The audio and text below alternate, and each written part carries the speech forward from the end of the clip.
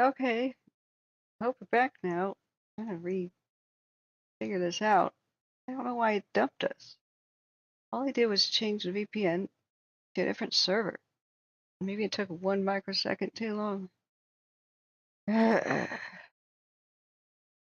So it also changed the window that I was streaming. Why? Why? Um,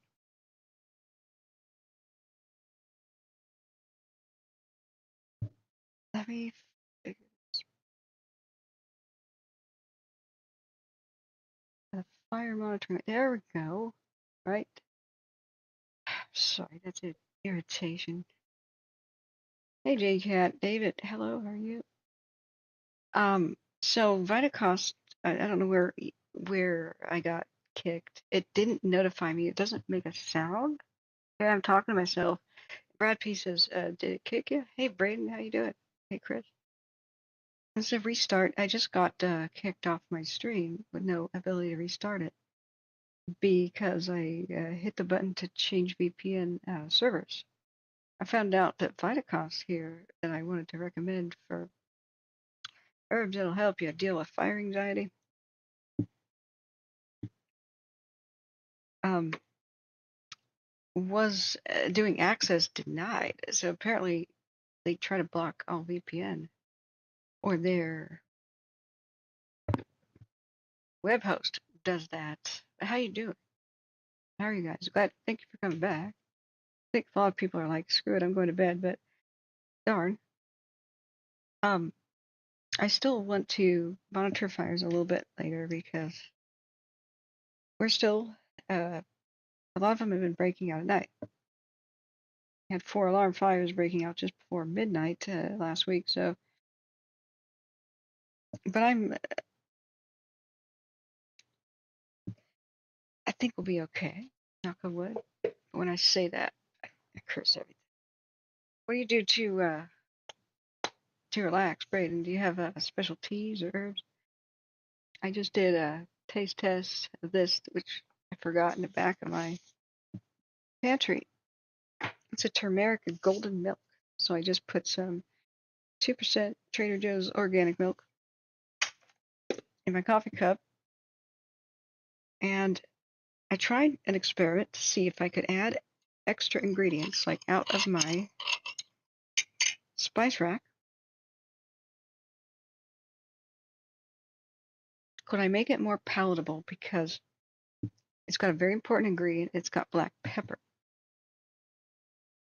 this stuff, which allows it's a catalyst in your body to allow more of the good stuff in turmeric to be absorbed, curcumin.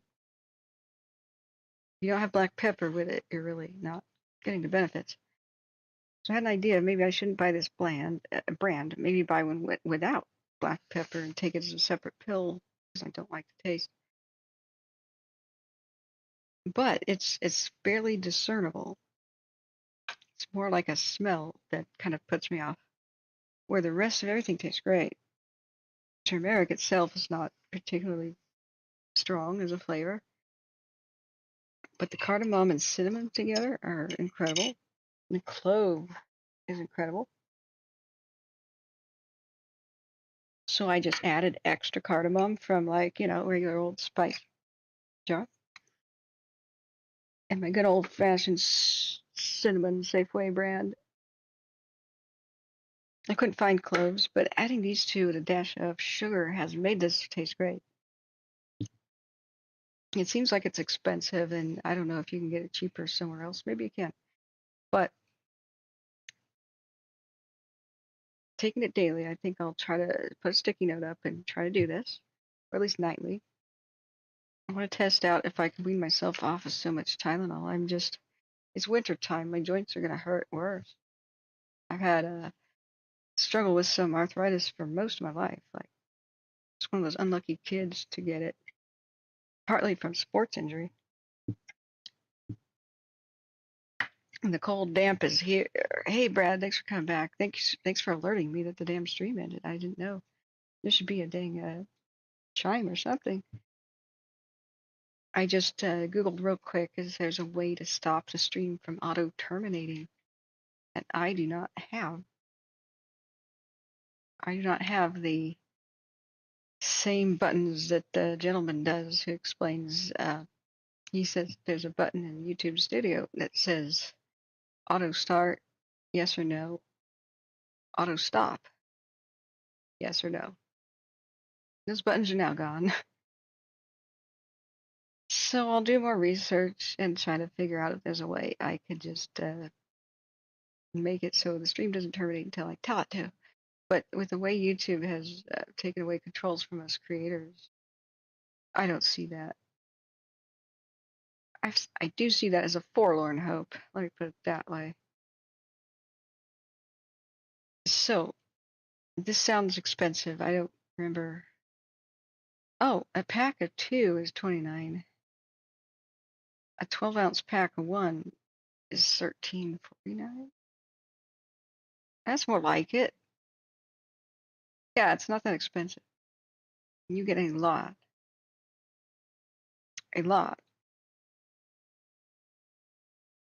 months of taking a big coffee cup versions of this twice a day. And yeah, I'm going to recommend it. Just add your own extra spices to drown out the black pepper. It's good. Now I have to put cloves on my list. I don't have that. Now it says just add hot water or milk. I just did, like 2% organic.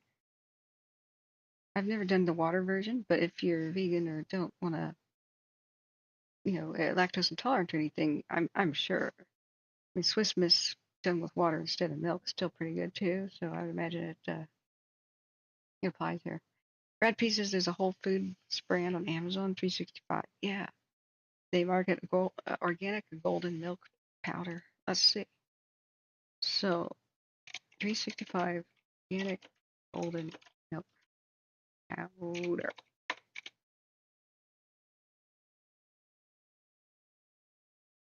Okay, let's check out the ingredients because everybody's got their take on this thing. But the idea is the main 2 ingredients for anti-inflammatory effect, proven in a court of law. Which started the turmeric craze. By the way, it's extremely good for your skin. Take the straight up turmeric, maybe not the stuff with pepper in it. Sometimes Costco sells it, and add some water and put it as a face mask. They say it's a beauty secret of India, and I'm intrigued. Okay, so this one is canister. This is $12, so $2 an ounce. You get 6 ounces for $12. What was the other one? Oh, but we have to see if the ingredients are the same. The other one's got a lot of ingredients. Oh, come on, Amazon. It'd be sure help if we could read that. Okay.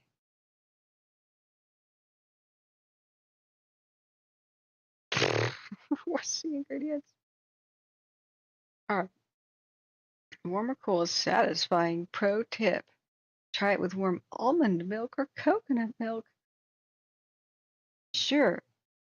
I'll just take that with my avocado toast and light my cigar with a $100 bill, too. That feeling after every sip, your body is saying thank you. Okay. Milk is a product of lactation. I refuse to call almond milk milk. Even if the milk industry just lost that lawsuit, it's like, come on, we can't teach kids that milk comes from almonds. That's what defines us as mammals. Mammal pride. Okay, so in here they have turmeric root, maca root, MACA, goji berry, cardamom, and more. So this is going to taste probably very different from what I just sampled. Like I said, everybody's got their own little milk mix, excuse me. And it does not expire. Spices don't expire. That was part of why the spice trade was so lucrative. Um, I'll never forget my eccentric history teacher saying, kids, You want to get rich, like monopolistically, capitalistically, mega rich? Well, just copy those that have done this before. This is your tip. Copy the Carthaginians, the Minoans. Long distance transport overseas of highly popular goods in demand from distant lands to yours. You sell your goods at a huge profit to them, come back and sell their goods at a huge profit to your people, but never deal in perishable or breakable goods. China porcelain? No. China silk? Yes. Uh, Animals from the Far East? No. Spices? Yes. He was a riot. Mine seems much more super. Well, it's gonna matter to your own taste buds. I don't know what a maca root is though, but I can tell you right now the cinnamon and the cardamom is great. So this Amazon one has got cardamom. I just can't imagine a berry flavor in the mix here and that being good, but maybe it's like goji berry extract. I've heard it's a superfood too, but what is a maca root? That retarded song is now in my head. That sounds like maca. I won't tell it to you in case it doesn't get in your, lest it get in your head too. All right, maca root. The 4 benefits of maca root and their potential side effects. Healthline.com. Nah. WebMD not as good as you used to be. Let's go to a different source. Medline Plus. Now, don't kids do the maca powder, the matcha, the green tea stuff. Don't do it. Unless you want a huge dose of lead, possibly.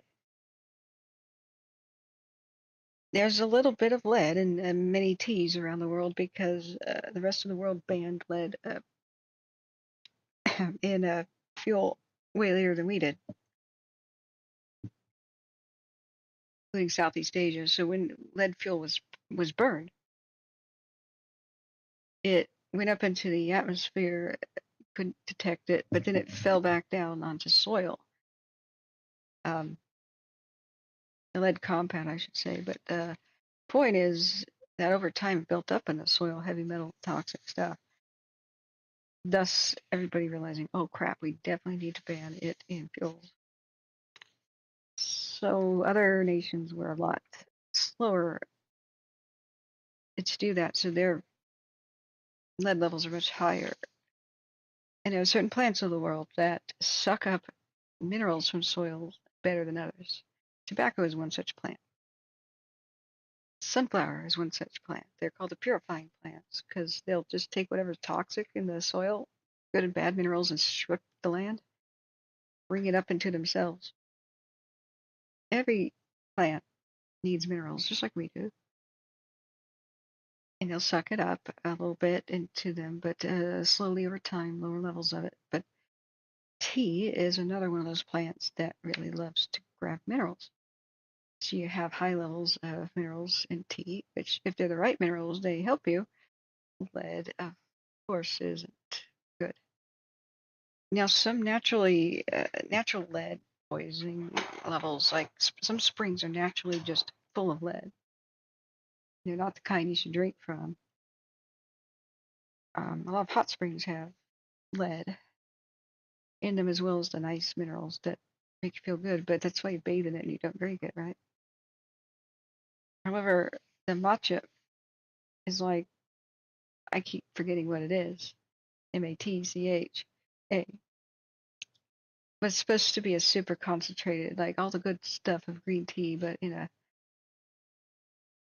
powder that's mega concentrated. Well, so is the lead levels. And you just can't tell if the matcha is contaminated or not. But many of the tea growing areas have it, even stuff in Japan.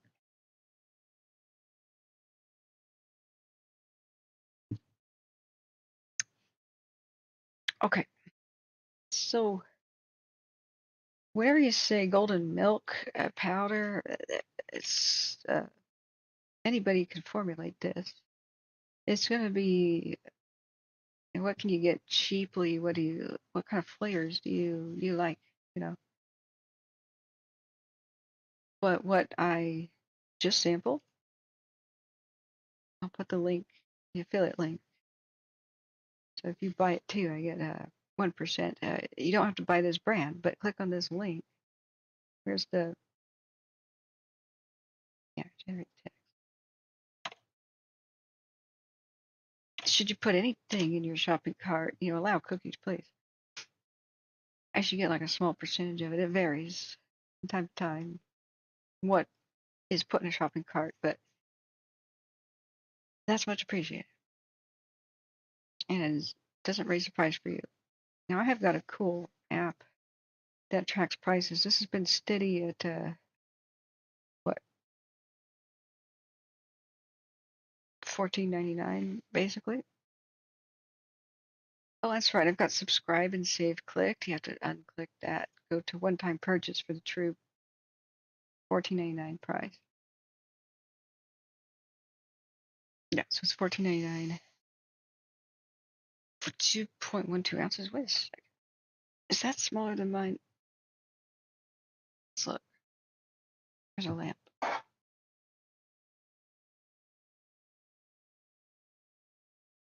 2.12 ounces, 60 grams. Okay. It goes a hell of a long way, though. But judging by that price, $7 an ounce, it seems like it could be found cheaper elsewhere. So,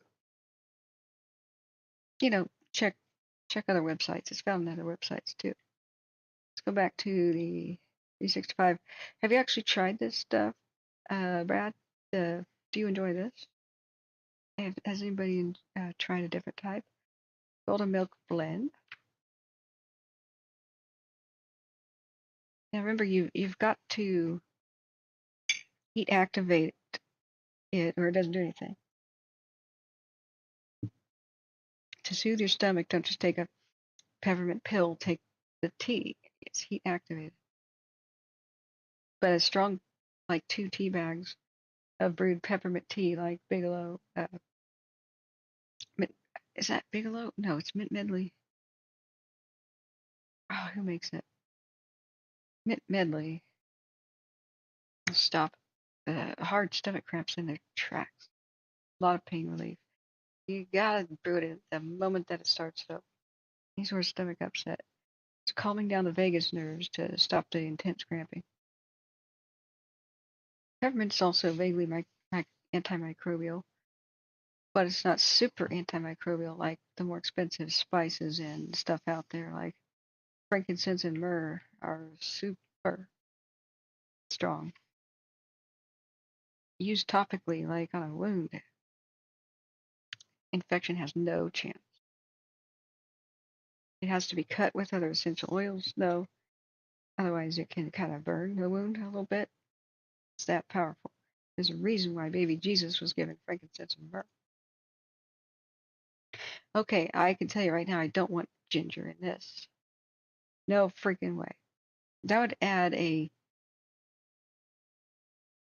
radish-like spicy aspect to what I have now, which is more like a chai.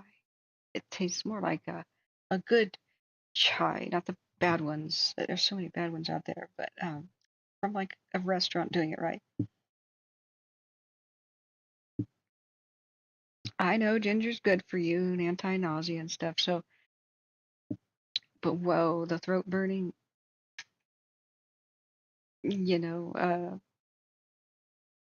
strength of it, pretty severe.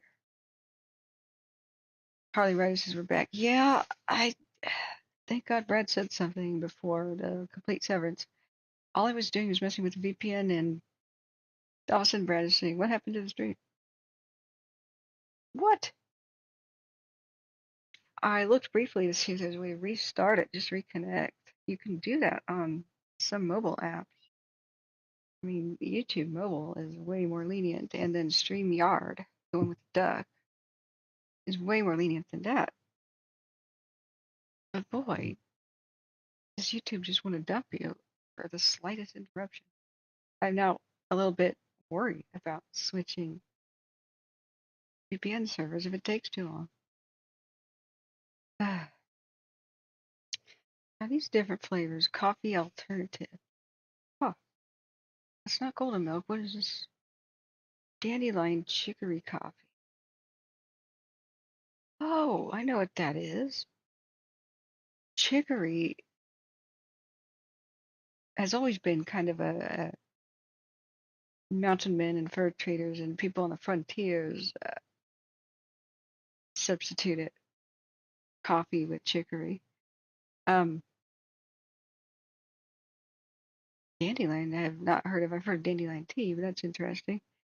But during wartime, World War One and Two, when coffee trade was seriously disrupted, and so is sugar, it came back in style.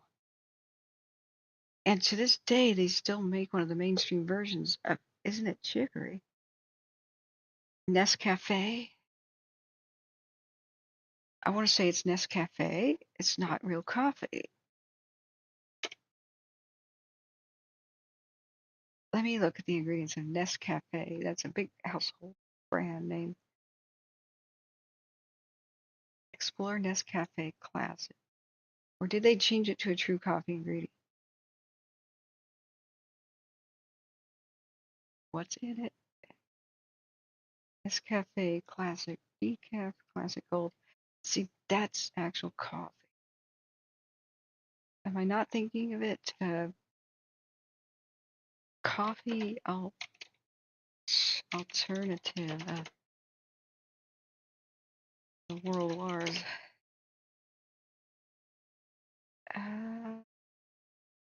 National Institute of Okay, coffee substitute on the Wikipedia. Come on, babe.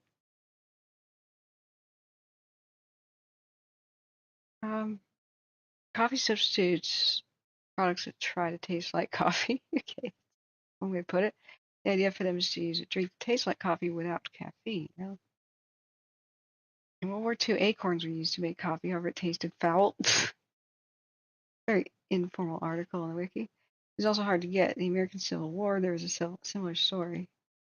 In 1865, a newspaper said, for the stimulating property to which both tea and coffee owe their chief value, there's unfortunately no substitute. The best we can do is dilute the little stalks which remain and cheat the palate if we cannot deceive the nerves.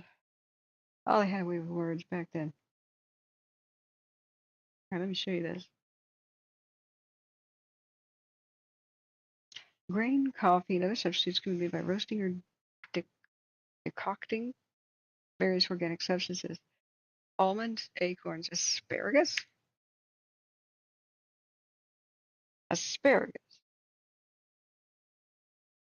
barley, malt, beechnut, beetroot, carrot, chicory root, corn, cottonseed, dandelion root, boiled down molasses, okra seeds, pea, I guess like peas, persimmon seeds, potato peels, rye, sassafras nut, and sweet potato. Okay, sassafras was banned in the United States.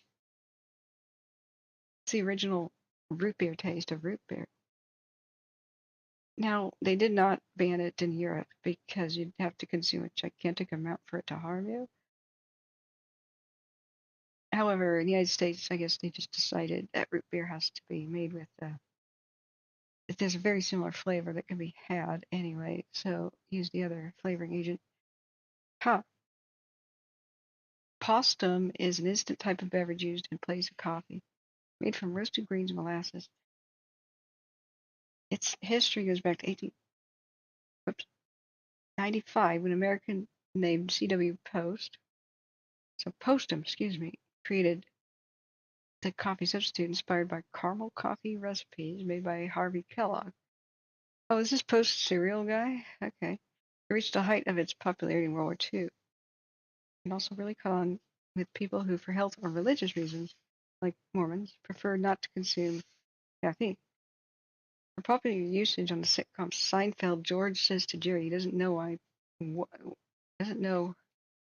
Postum is not a more popular Bev, post them. This article is a stub. Okay, can we get it? Can we get post them?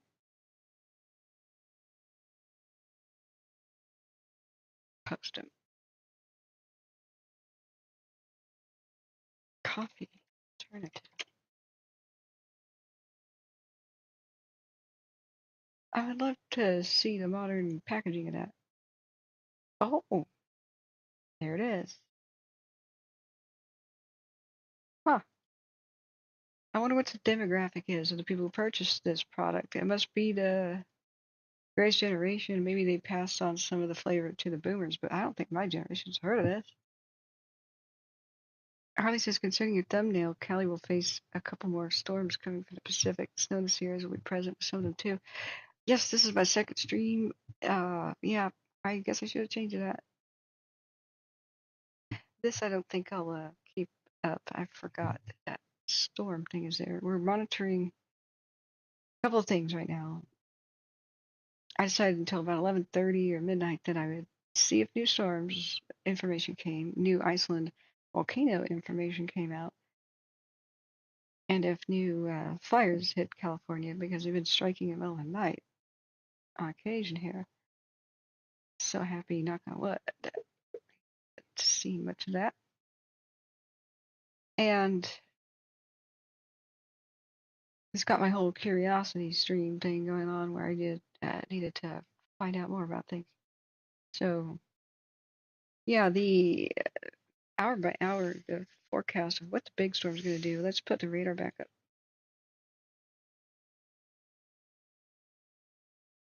It's changing. We got to check this frequently, at least twice a day. So you can see the current radar. The eye of the forming storm is out here. It's going to either generate some moisture or suck some in to itself and then move. There's a great amount of uncertainty about where it makes like a landfall, or at least where it gets rain. The uncertainty the last few days was like anywhere from Anchorage to Baja California, or maybe all of it if it moves against the coastline all the way down the coastline. So it has several meteorologists that we checked out early in the evening said it now looks like it'll just park itself perhaps off of the coast of Southern California and Baja. That's going to be bad, really bad for fires if it doesn't sprinkle some rain on the bone dry Southern California first. The worst case scenario is like Lahaina. You still have bone dry vegetation, but now a big storm parks itself nearby. You get wind without moisture. So this is why it's so critical to understand when this thing might make landfall and where, and gotta keep going. Wednesday at the earliest, they're saying now for Southern California moisture. If we put our little cross here by Santa Barbara, they have humidity of 23% right now. It's supposed to be more than that. But you still have these desert winds. They're not true Santa Anas. They're at least desert winds. Bringing the bone dry air that's pretty warm out of Vegas and bringing it over here, everywhere from Santa Barbara County to San Diego County. 23% humidity at night on the coast, like seriously? Bone dry. So even though it's a low of 55, that humidity is crazy, crazy low. And they're having unseasonably warm, warmer than average high temperatures that could be up to 80 tomorrow. I mean, they're forecasting 77 here. Winds 6-12 miles an hour from the east southeast, changing to 14 miles an hour from the south southeast. That's Santa Barbara's forecast. Now, what could the gusts be? Anybody's guess? But if it's 14 miles an hour, like straight up, I would imagine gusts could be at least 25 miles an hour if it becomes a gusty environment. So, hold on to your butts. We've seen fires do nutso things with pretty mild 25 mile an hour forecast wind gusts. So, um, how many came back here? Let's see. Your activity. We got 9 people here, guys. Thanks for coming back. How have you been, Harley? Brad P says chicory coffee is popular in the South, if I recall. Yes, chicory is, I believe, something that grows well in the South. Chicory. I think it's an edible plant and a medicinal root. Oh, yeah, it's a blue flower. I don't know if it's something that takes over the garden or not, but I think it's beautiful. Common chicory is a somewhat woody perennial herbaceous plant of the family Asteraceae. Aster, that word. Asteraceae. Okay, whatever that word is. Usually with bright blue flowers, rarely white, maybe pink. Native to the Old World, has been introduced to the Americas and Australia. Many varieties are cultivated for salad leaves. Oh, that's what the salad leaf that looks like that is. Oh, yeah. It's stuff mixed in there with the spiky tips. Oh, so I've consumed it before, didn't realize. Okay. Wait. Let's see. It's also known as blue daisy, blue dandelion, blue sailor's blue weed, bunk, coffee weed, cornflower. It's cornflower. I was just gonna say the crayon is exactly that color that says cornflower. Yeah, so I've always known it as cornflower. Okay. Hendiba. Who calls it hendiba? Horseweed, ragged sailors, succory, wild bachelor's buttons, and wild endive. Note the cornflower is commonly applied to a different plant too. Wait, wait. I feel cheated now. Huh. Common names for varieties of this include endive radicchio, Belgian endive, French endive, red endive, sugarloaf, whitloaf, or whitloff. It's native to Western Asia, North Africa, and Europe. It lives as a wild plant on the roadsides of Europe. The plant was brought to North America by early European colonists. Who else would bring it? Aliens? It's also common in China, Australia, where it's become widely naturalized.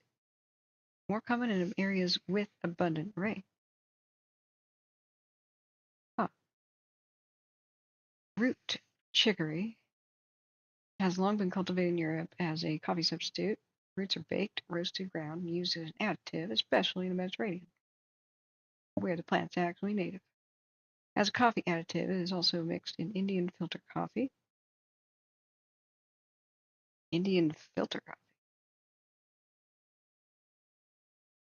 It's a drink made by mixing hot milk and sugar with the infusion obtained by percolation, brewing a finely ground coffee powder with chicory in a traditional Indian filter.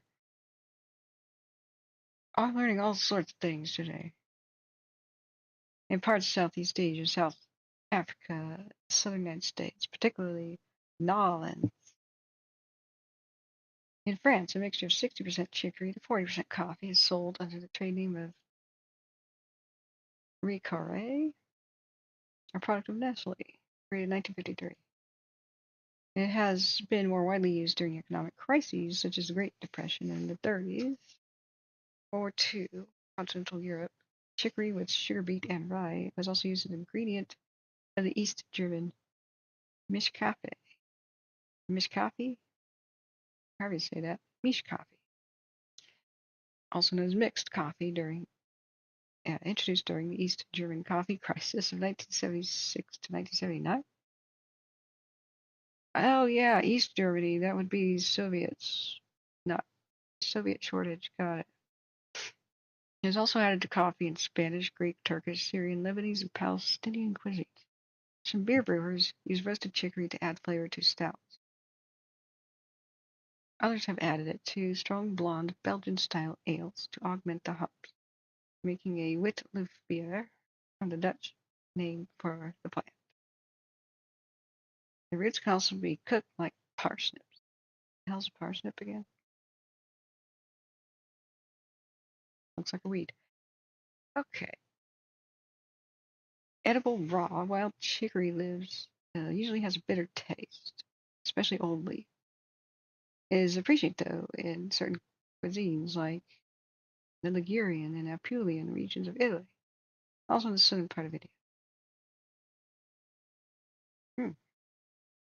I learned all sorts of things today. By cooking blah blah blah blah, the leaves may be sauteed with garlic and anchovies and other ingredients.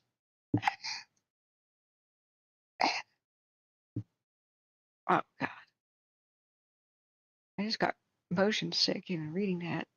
In this form, the resulting greens might be combined with pasta and company meat dishes. Yeah, garlic, anchovies, and chicory. Yeah, Greece and Crete with olive oil and lemon juice. That's why I starved to death when I visited Greece. I couldn't deal with it. Like the sour grape leaf stuff. They take perfectly good baklava and dessert things, and then they wrap it in sour vinegar-soaked grape leaves and ruin it all. I didn't realize all food, traditional Greek food, tasted like vinegar. Harley says, "Okay, doing good on my end. Praise the Lord. Yeah, hopefully you're managing too." Yes, I'm starting to understand that I actually truly might have long COVID, not just the. I was chalking up dizziness and stuff too, and feeling nauseous just to the clogged E tubes by my ears and my normal sinus problem. I'm getting closer to nasal passage surgery. A CAT scan of my head on Monday. I should get a call about that. And but the idea is that long COVID can have a lot of these symptoms occur. They've really established it as a real phenomenon because there's clear biomarkers and blood tests where there's low cortisol levels, weird, strange levels of immune. Actually, reopen that tab. Pull this out and examine it another day. Biomarkers like low cortisol levels, strange amounts, in wrong proportions of uh, ratios of your immune cells. This is the article. If anybody wants to read it, it's a CNN article, but broken clocks are right twice a day. It's a good example of actual good reporting, where they're actually quoting studies and interviewing experts that actually matter. So thank God they figured out long COVID is not some new acquired autoimmune disease, because that we all know the autoimmune diseases really don't have a cure. So, but it causes postural orthostatic tachycardia syndrome, or POTS, which if you are laying down and rise, you get this overwhelming crazy dizziness and your heart races out of control. I would be panting so bad with that I thought something was terribly wrong with me and end up being exhausted, and I would just pant like there's no oxygen in the room. Where's the oxygen? And because my heart rate was going so fast, I couldn't breathe fast enough to deal with it. So in many people, it just takes it gradually goes away and gets better. Some people it's not, but they're getting closer to figuring it out. Right now, they're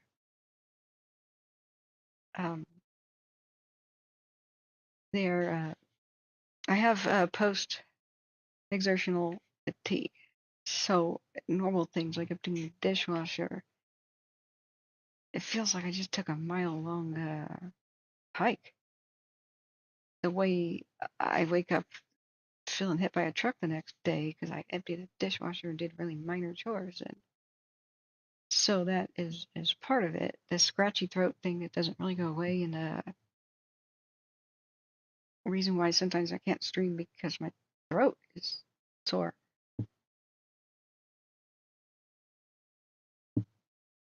It is part of all this, and I thought you had to have a severe case of it. I don't know if I have, but then again, I don't know what virus attacked my kidneys. Could have been, but you don't have to have a severe case. The effects of low levels of cortisol. This is what I'll ask my doctor to check out next. Is you'll get tired, nausea, vomiting, weight loss, weakness, and pain. Well, bing, bing, bing, bing, bing. That's what I've been struggling with the last couple of weeks. I've really been nauseous, and to the point where vomiting would have made me feel better, but I just didn't want to do it out of principle. But I sure can't eat some days very much of anything except maybe rolled gold pretzels or something, like bits of bread, crackers, because I just have a mild but persistent nausea where eating makes me feel worse. So then I'll feel like I'm starving day after day. The day that I feel better, I just eat like a pig, just inhale stuff. But it's resulted in a lot of alarming weight loss. So maybe this is easy to fix. You just take some cortisol. So I'm getting happier about that. And maybe the overwhelming fatigue I experienced, especially last week, since the 30th, off and on. They said reawakened viruses. A lot of people with terrible fatigue, like I can't get out of bed fatigue. I sleep for 17, 18 hours fatigue, like I have been, is they tend to test positive again for Epstein-Barr or more antibodies and such to mono. It always lives inside of you and could come back at any time, like in moments of weakness. So, wow, just knowing what the hell might be occurring to me has gotten me feeling way better just reading this article. Now, well, here's what's scary. Organ damage. I've had a CAT scan of my kidneys the very next day after my crazy kidney symptoms began last October.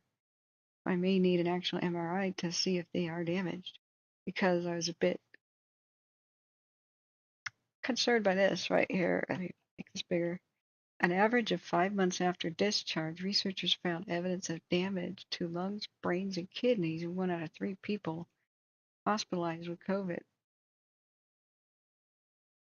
So if COVID attacked my kidneys, yeah, I did spend hospital time, had exploratory surgery, mostly just languished in bed, unable to kind of move, really unable to move. Like people had to help me to the bathroom.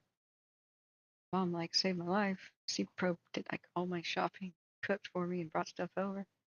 And a couple other friends, I owed them everything.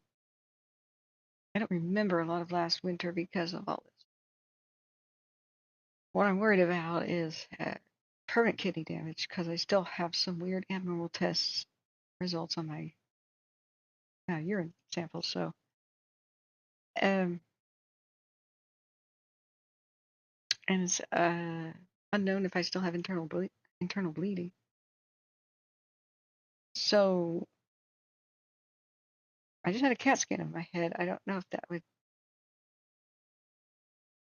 show any sort of this brain damage, or sometimes it's not brain damage, but is a lot of that heals, by the way, thank God. But it's different parts of the brain are enlarged. The good news of all this is a lot of this takes time and you can recover because it's a longer term study than the prior ones were. Um, It says, unfortunately, there's still a very high proportion of patients who are still having ongoing symptoms up to a year later. Well, I know some people have never felt the same since 2020. So at least I could be on the path to answers, get a cortisol test, that's a quick blood draw, figure out if any of this applies. But I was stressing out terribly earlier this year because I did have the brain fog and the thing where like people come and chat and I'm like, I think I know that person. I know them. I can't connect them to the memories though. Recognition without fully remembering exactly who the person was until reminded, and I did. So I was worried. I'm like, am I going to be like this forever? It has been overall getting better.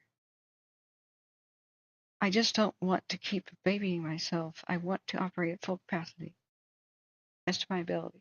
I have fragile health, just period. So I'm never going to be like a totally able-bodied person. But the way I was before this, Harley says EBV is sheer danger. It can be suppressed though with certain supplements in general, like Candida, Epstein-Barr virus. Yeah, what helps with that, Harley? I'm all ears because I don't think they can give you any good advice about it, like generally from the doctors, other than get bed rest, right? Man, they need to make a vaccine for that. It's awful. One of my aunts had a repeat infections of that. It just crippled her for years. And she moved and it stopped. And she didn't move thinking that, oh, that's going to cure me. She just moved because she moved out of a flood zone to a safer location in California. But then she got better. So it's like, what the heck? Why? It's just a virus that's in you all the time. So was something in her environment weakening her immune system though? Like, was it mold? She lived in an old farmhouse and wasn't in the greatest repair. It was very elegant and had good bones, but you know, it had old house problems. It was on kind of soggy ground that there was a lot of standing water, a lot. So when I went to the garage, at least I would smell a lot of that musty stuff. And I believe they never even went to the cellar. It was an old style cellar, like when it was a early 20th century farm, and they just didn't use it. It was just like a storage thing. And I think water got in there a lot. So I'm just wondering, did something weaken her like mold and then let Epstein-Barr virus come back? I'm frustrated right now. I'm feeling the nausea. I just, over time, just drink this whole big coffee cup of that turmeric tea. And sometimes just filling my stomach a little bit causes the nausea to come back. So I'm hungry now and afraid to eat. Yeah, Harley says we need supplements nowadays more than ever before since we can't get enough good stuff from foods, considering there are many good ones out there. Just gotta find them. Yeah, it's we accidentally, in our quest for breeding vegetables and stuff that look good to the consumer, we bred them for looks rather than nutrition. There's a lot of stuff like that going on. Unfortunately, right now, I never thought I'd say this, but a lot of people are facing hunger again, a lot like the housing crisis and the recession and stuff. I know a lot of people now that don't have enough to eat, just the cost of everything. And they just took away the boost to food stamps that was present during COVID. So a lot of people, like one individual I know, needs a lot of food. He's bedridden. Said that his food stamps, he qualifies for $22 a month. He tries to feed himself around less than $50 a month.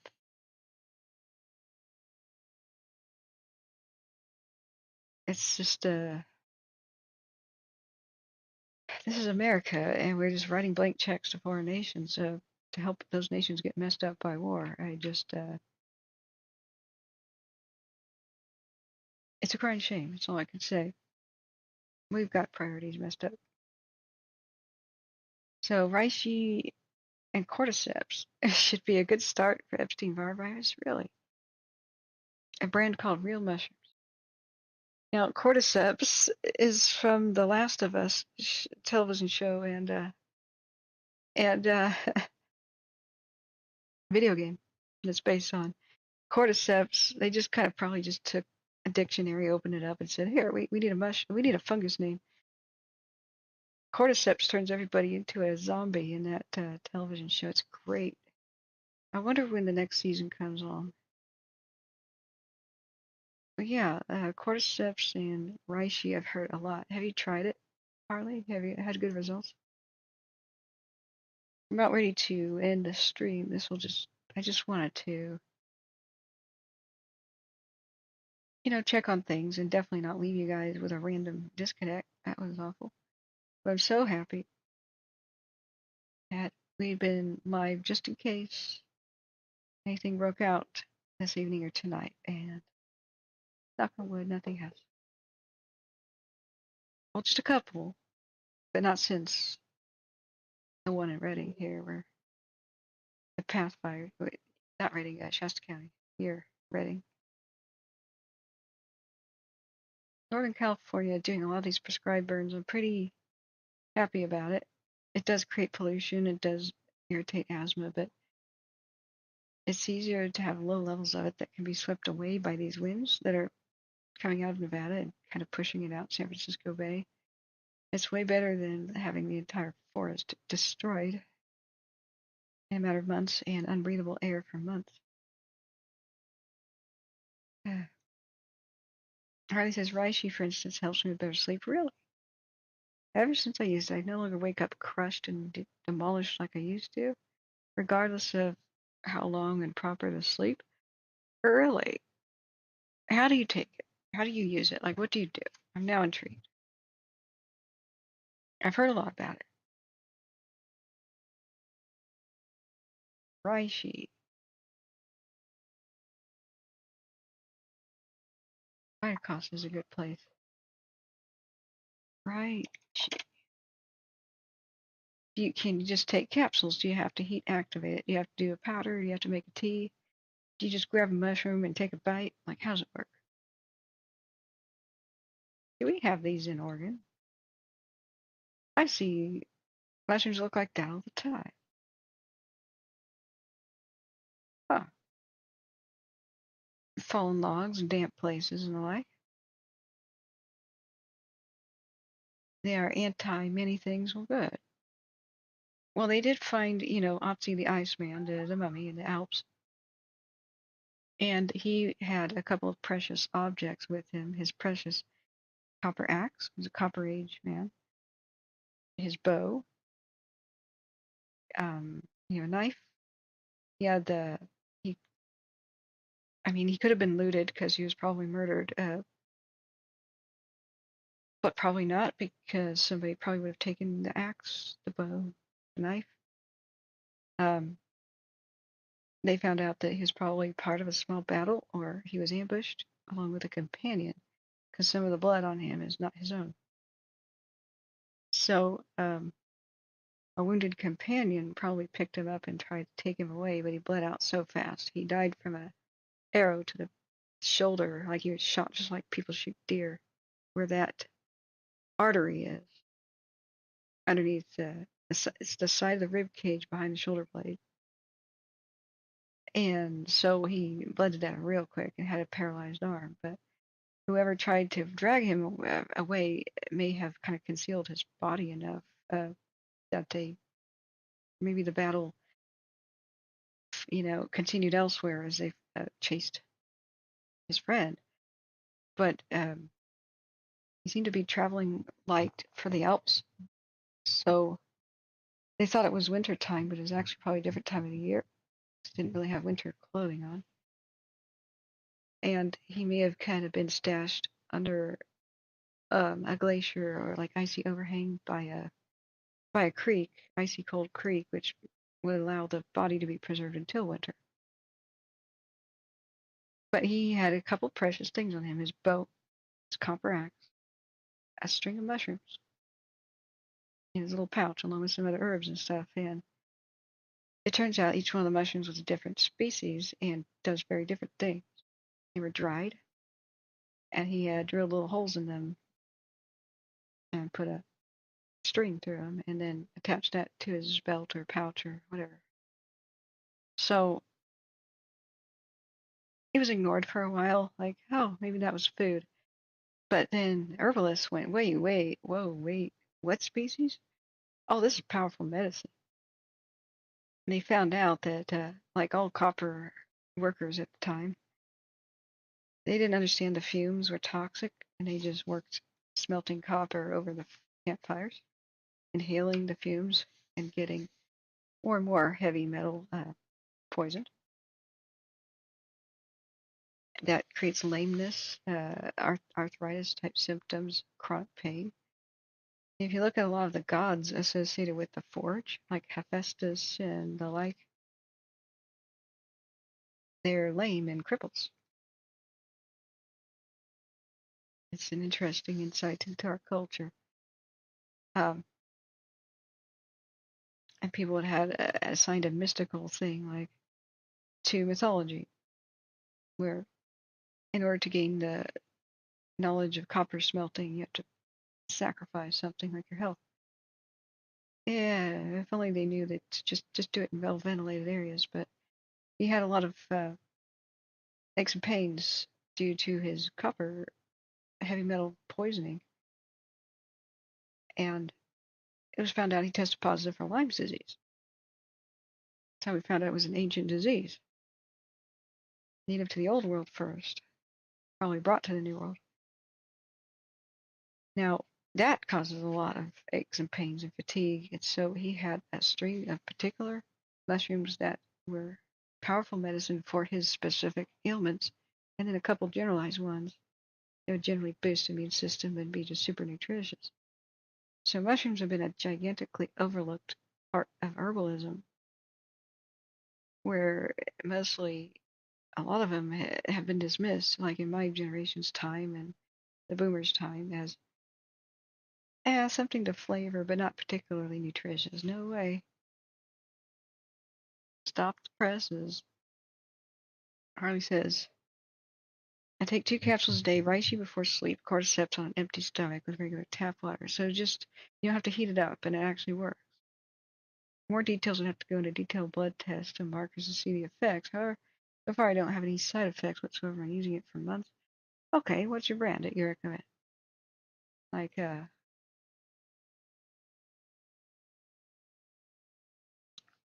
it's so hard to, sort through the millions. Now, Whole Foods has their own brands, I think. And they're two separate. You buy them separate, right? The brand is Real Mushrooms. This? Okay. Pure and organic. Okay.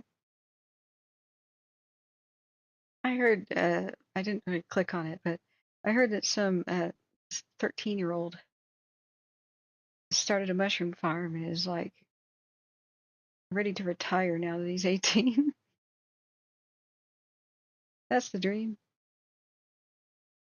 That's tough. Okay. So, do you create capsules? Like, do you buy empty capsules and make them yourself? Because this looks like a bag of powder. Is it always this expensive? Of $35, $22 an ounce for a 1.5 ounce pack? Whoa. Relaxation, sleep, hair and skin, and immune support. Boy, do I need sleep. Is it always like 35 bucks? No. Yeah.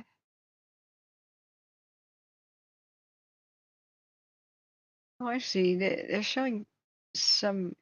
That's a pill form. Wait a sec. Well, which one are we getting? We're getting the bag? $68 for 3.5 ounces. I could see why if somebody grew this, they became rich. It's too late now. They've beaten us to it, boys. I'm going to cancel the whole property I was trying to buy because it had a cave. Okay. Oh, this is unclear. 45 servings for 35 bucks. Ooh. Okay, I'm taking notes though. I'm taking notes. Thanks for sharing, Harley. So Harley advice. Write this down at 1 hour, 101 minutes. Mushroom advice. And it's have you tried turkey tail? I've heard things. Reishi, which is powder made by what again? Real Mushrooms brand.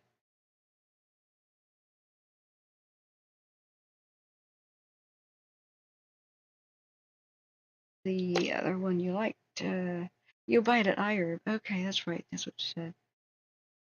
2 a day, right? 2 per day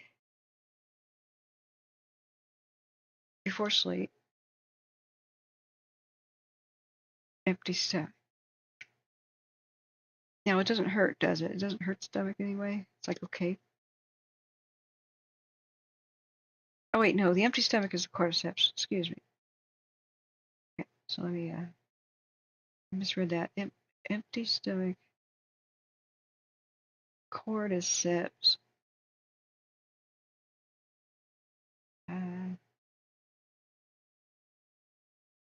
2, right? 2 cordyceps a day, like morning and evening. Is that the way you do it?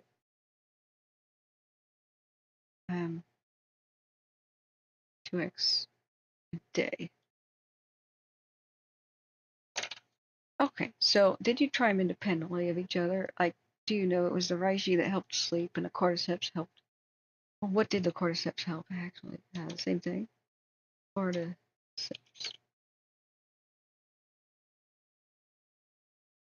Oh, you know what I should do is generate a link in case anybody wants to order off Amazon.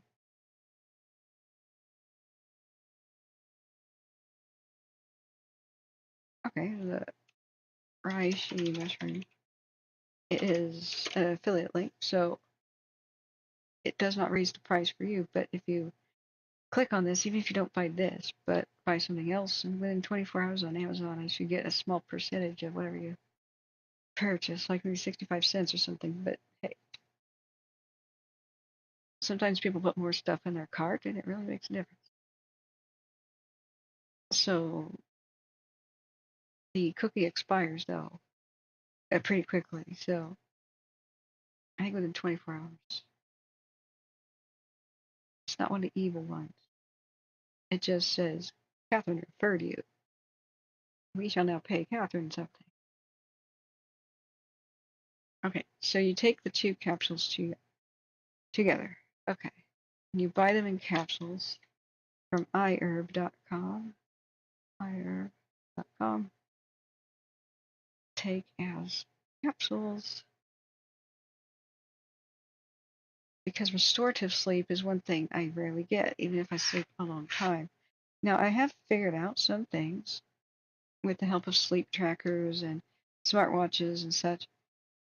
And that is when you wake up at certain times of during certain parts of your sleep schedule, excuse me, your sleep cycle, Like if you wake up right after you had a dream, you usually feel more refreshed.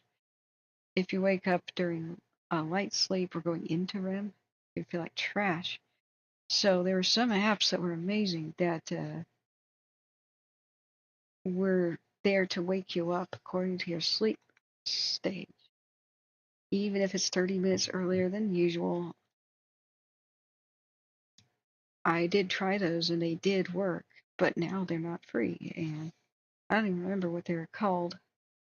I have Samsung Health and I was hoping that that would do the same thing, but it just kind of tracks things and tells me whether or not I probably feel restored today. Um, like, okay, well, why don't you help me feel restored and wake me up at the appropriate time? Okay, let's go to cordyceps.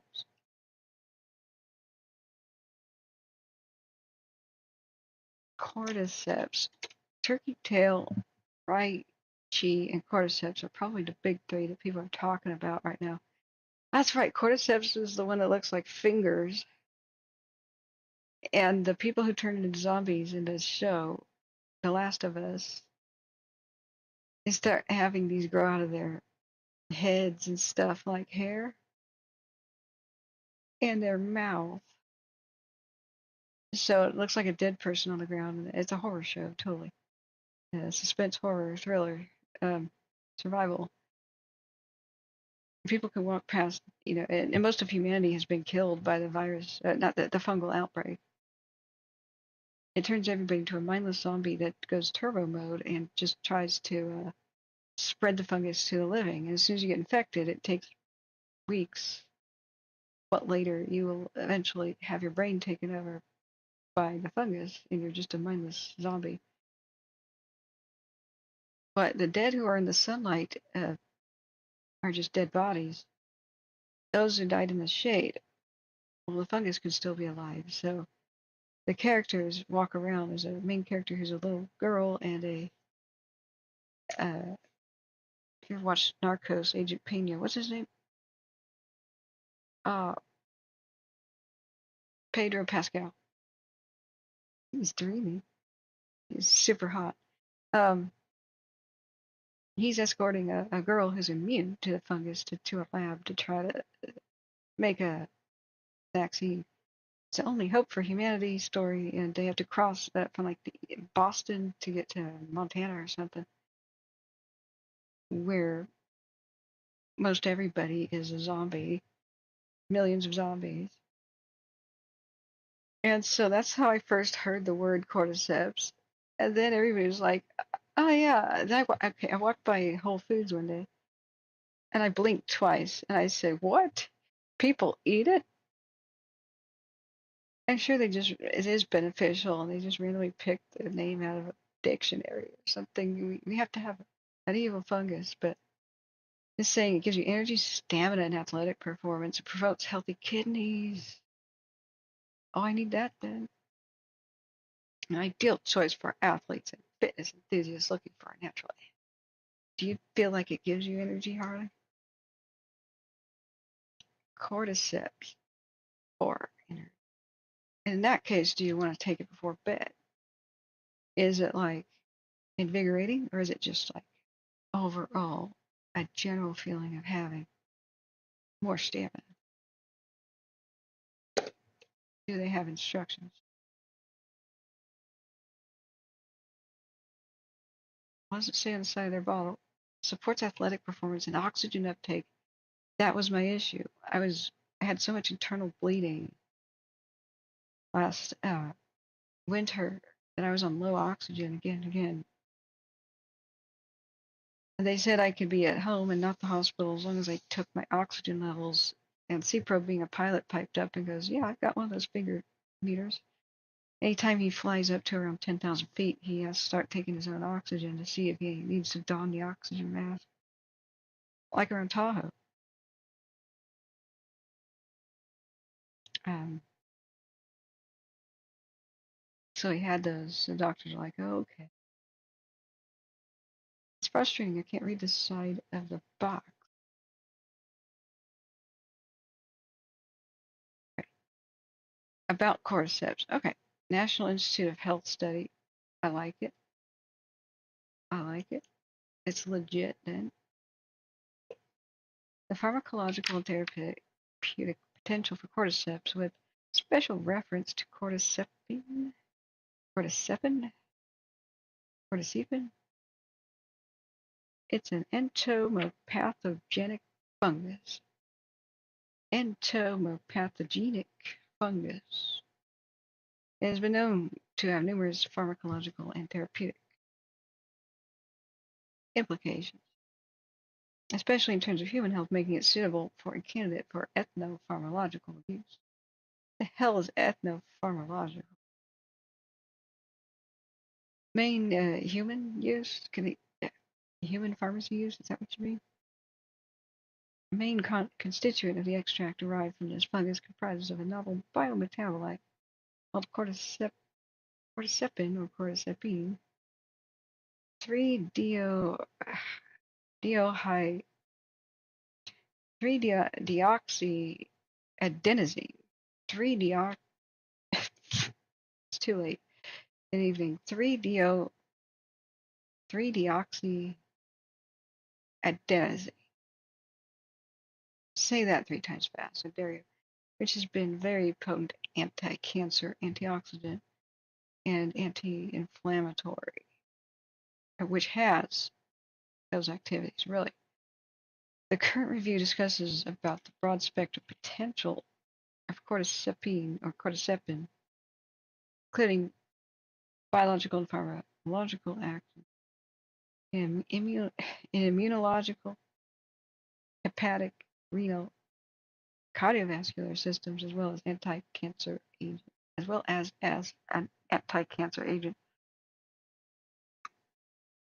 This is what happens to me when I haven't eaten. Ugh, tripping over my own tongue.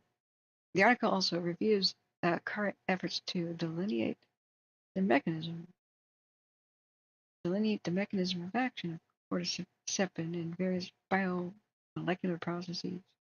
The study will certainly draw the attention of the scientific community to improve the bioactivity and production of cordycepin for its commercial use in pharmacological and medical fields. Medicinal mushrooms have been known for thousands of years to produce biometabolites, which are used or studied as possible treatments for disease. Over 2/3 of cancer-related deaths can be prevented or reduced by modifying our diet with mushrooms, as they contain antioxidants, according to 2 different studies, 2004 and 2005. What? That's one hell of a wild claim. Cordyceps have a history of medicinal use spanning millennia in parts of Asia. Okay, say that's true. I'm not saying it is. Let's assume that's true. If the ancient people used mushrooms extensively in medicinal applications, could that explain why ancient people did not get cancer hardly at all? We struggle to find mummies in Egypt and preserved bodies and even Stone Age people that look at their bones trying to find any traces of cancer. It's extremely rare to find it. I mean, they didn't have industrial toxins that we're now finding are extremely cancer-causing, unless they work in a specific occupation. Occupational cancer still existed. People working in mines contaminated with asbestos. Well, there you go. So they had lung cancers in today's Turkey, in Cappadocia. They have a mineral which is even worse than asbestos that they tunneled into to build homes. Other than specific environments and specific job descriptions, such as and weird things like drinking contaminated water because you live next to the contaminated springs. Other than that, it's extremely rare that anybody got cancer. Found out that most of leukemia in the 20th century, like in children, was because they routinely x-rayed pregnant women after x-rays were invented. And a few doctors, like a heroic female doctor in the UK, just with good old-fashioned police detective type work, found a connection because she compared mothers that didn't have X-rays, those who did. It's clear connection that fetuses can't be X-rayed. A lot of people said she was full of crap, and so it continued for decades. Some places it was only recently abandoned as a practice, but almost every baby, places like the UK and the United States, almost every pregnant mother got an X-ray at one point. It's just nuts. Anyway, that's an example. Cordyceps as a name, has been derived from two Latin words, cord and seps, meaning club and head. So the way it looks, Cordyceps militaris, belonging to the phylum Ascomycota, classified in the order of Hypocreales. Hypocreales. I know how to say this stuff. Sounds Greek. The spores are produced internally inside of a sac called an ascus. There's an entomopathic.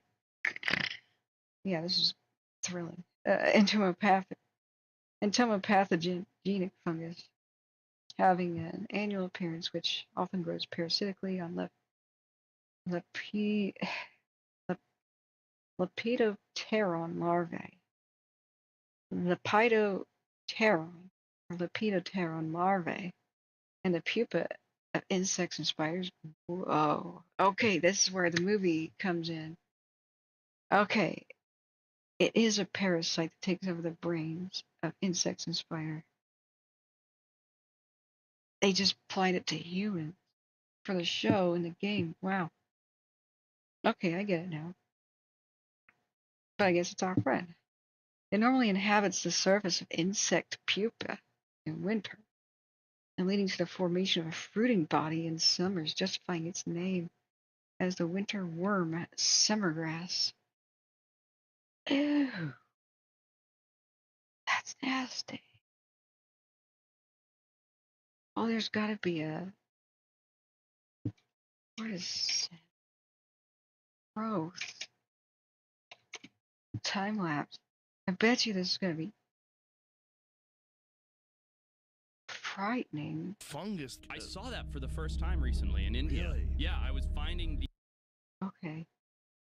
Yeah, it sprouts out of bugs. Ew. Ew. How do they grow this though? For us, is it? That's a spider. That's a tarantula. Oh, it looks like the show where people get these things growing out of their bodies. I wish I didn't look this up. Ah, okay. Yeah, let's look at the dove. Okay, let's look at the phoenix. That's a better image. Ah, okay. I don't know about you guys, but sometimes normal life things like the food chain,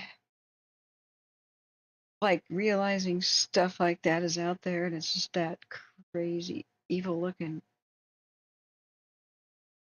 So happy that can't apply to us, but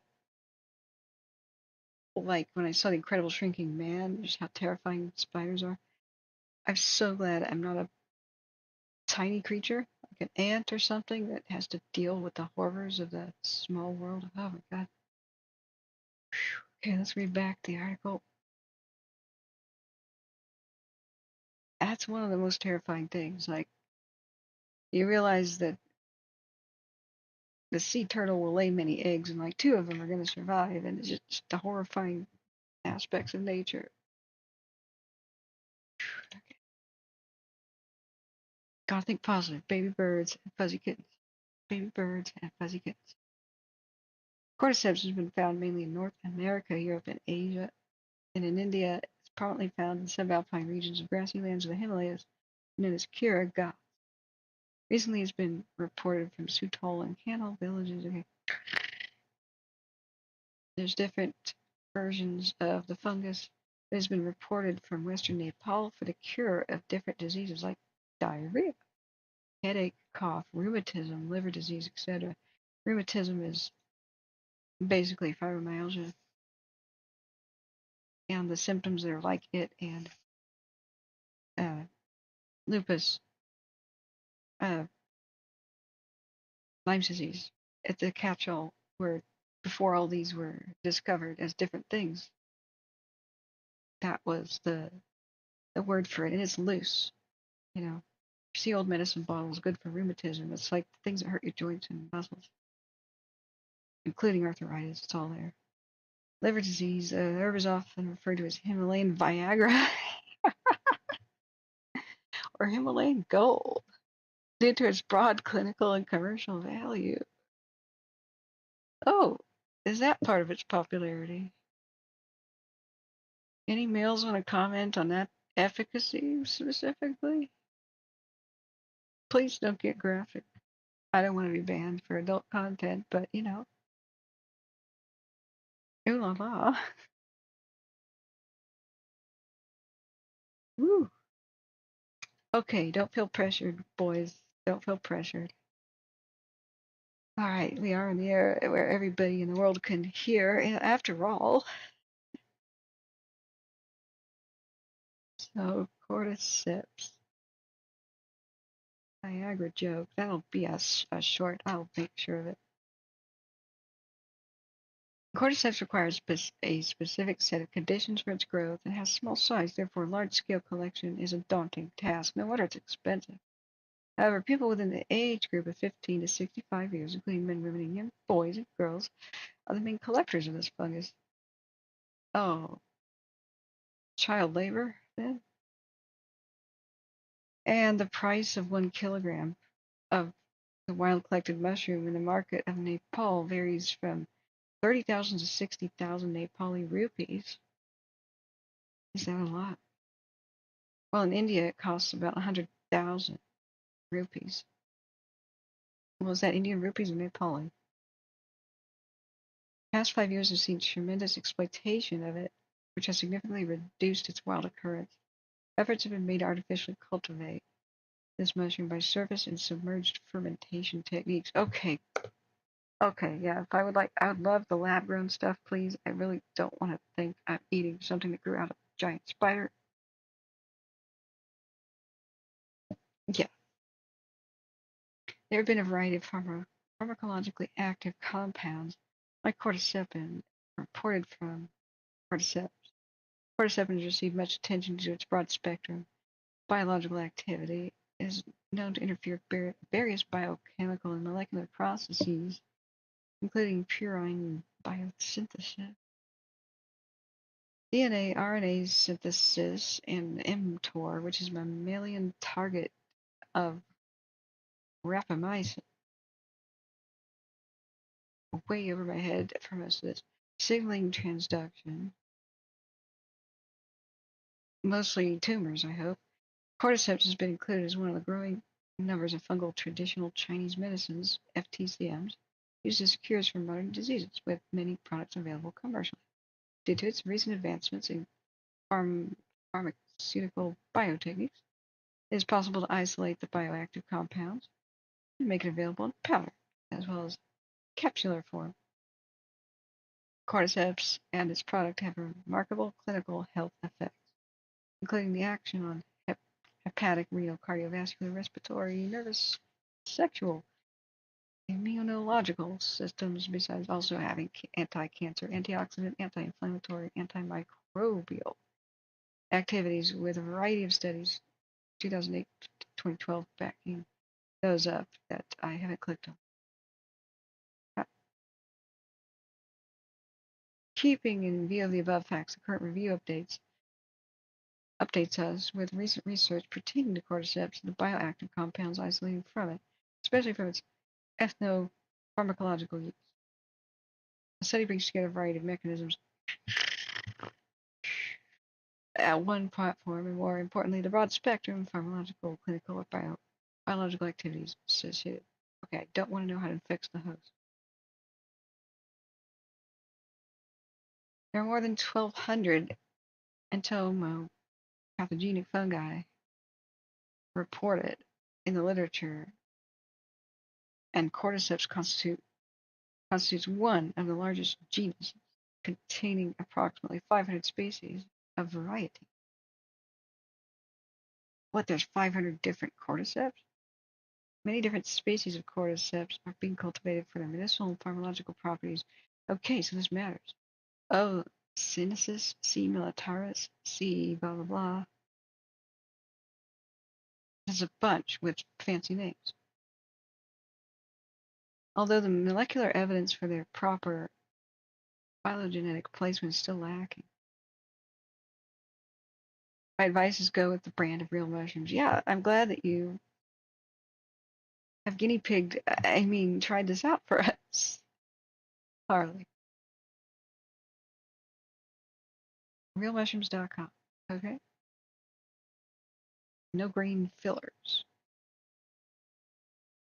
All right. Oh, lion's mane I've heard of too. I got so excited. A variety of mushrooms sprouted from September, well, to now. Some of them are still out there in my yard and nearby parks. And I started taking pictures, and I downloaded the Mushroom ID app. It's really cool. You can just take pictures of plants and mushrooms, and oftentimes it tells you what the heck it actually is. So I thought I had a puffball, which is a great eating mushroom. It's like a thing you could cut with a knife and fork. Puffball. That is an eater, isn't it?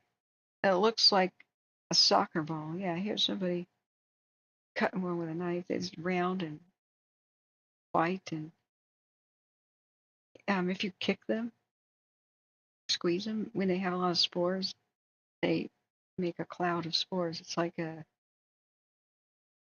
those old fake cigarettes? It's like candy cigarettes they used to produce. Oh man, they had powdered sugar. They blew on them, and it looked like fake smoke. Well, puffballs do that. They could be soccer ball size. Yeah, here's somebody cutting one with a knife. And unlike other mushrooms, they are parasites or live in harmony with specific trees. Puffballs are just huge spore factories after they mature, and they let their billions of spores just fly on the wind. Okay. Wait, are they eaters?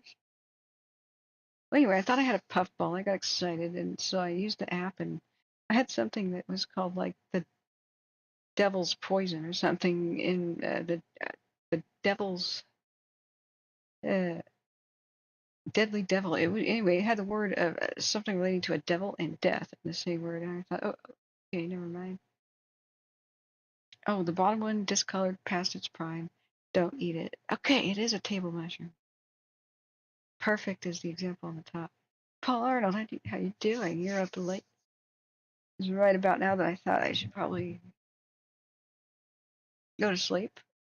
We did a watch duty till midnight, and so happy to report we haven't had any midnight fires this time.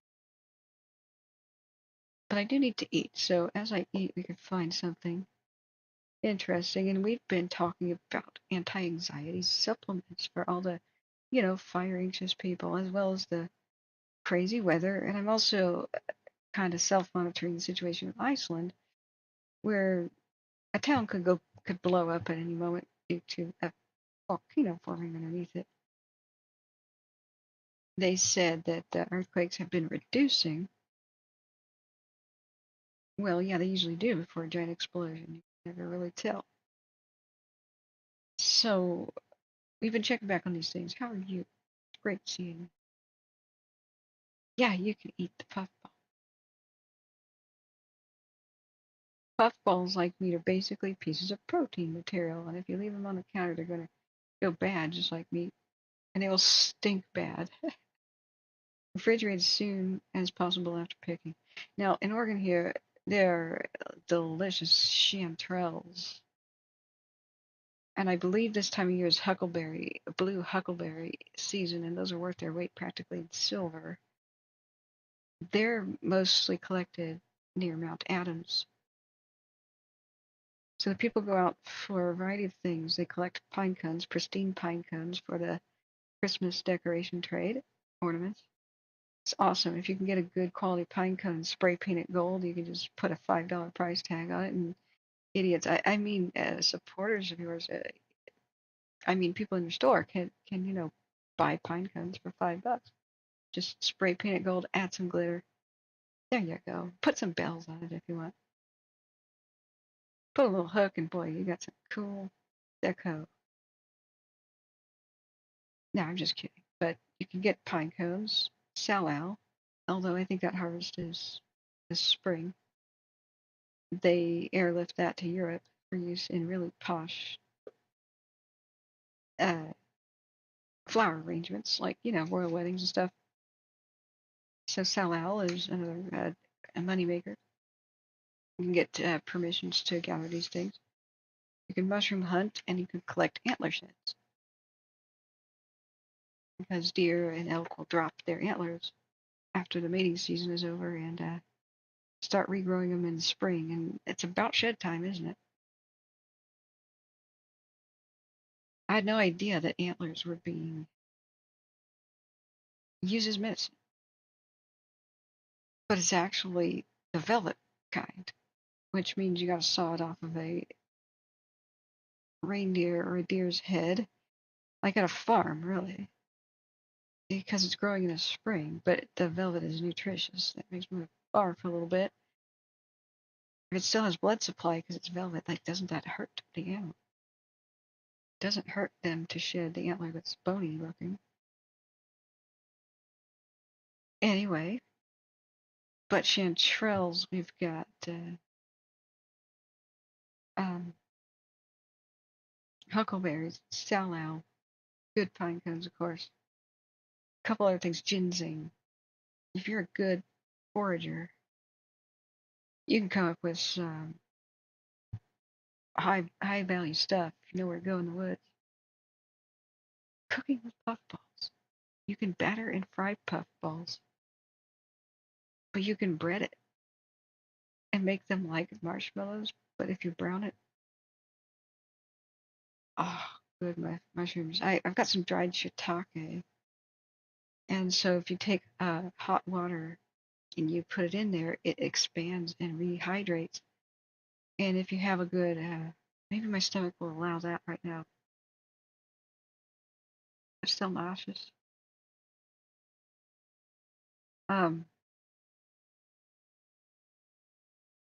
My low blood sugar. I gotta eat something. I'm hungry. So, but we were exploring the world of healthy mushrooms, and some of it's been very funny.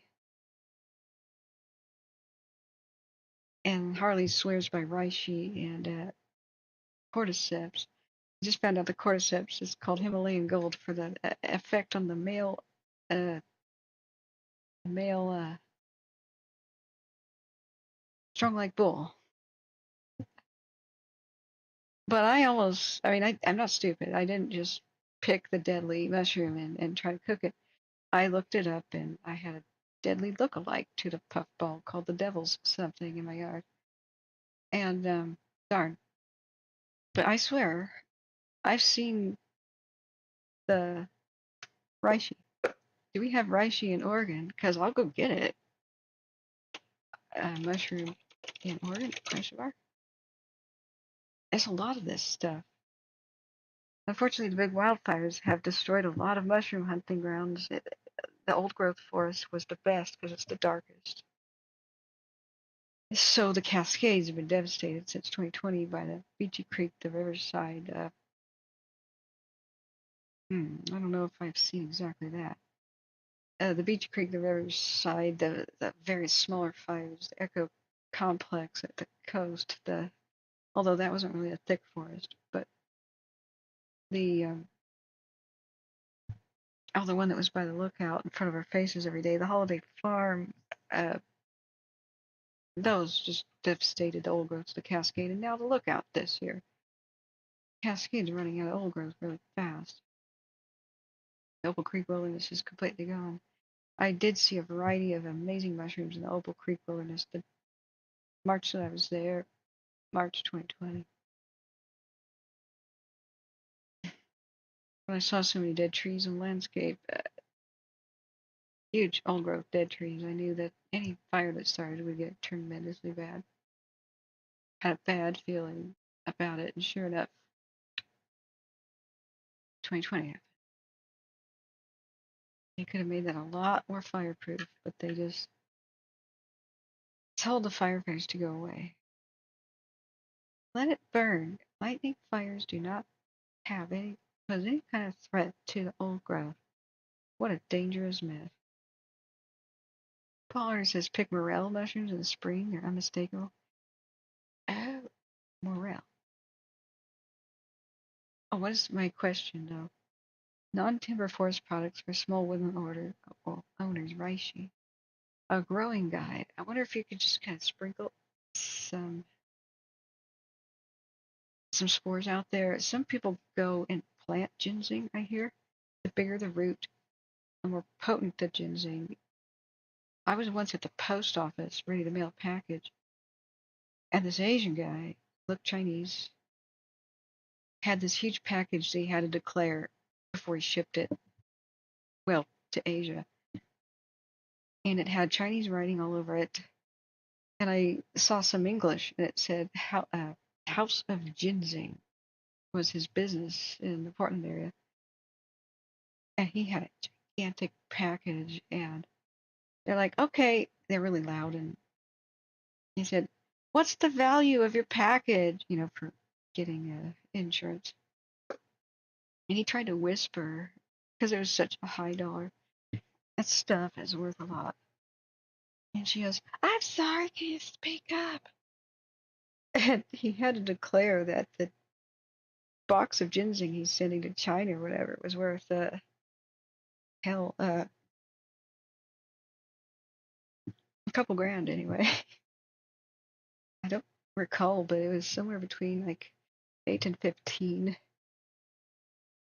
I kind of blinked a whole lot.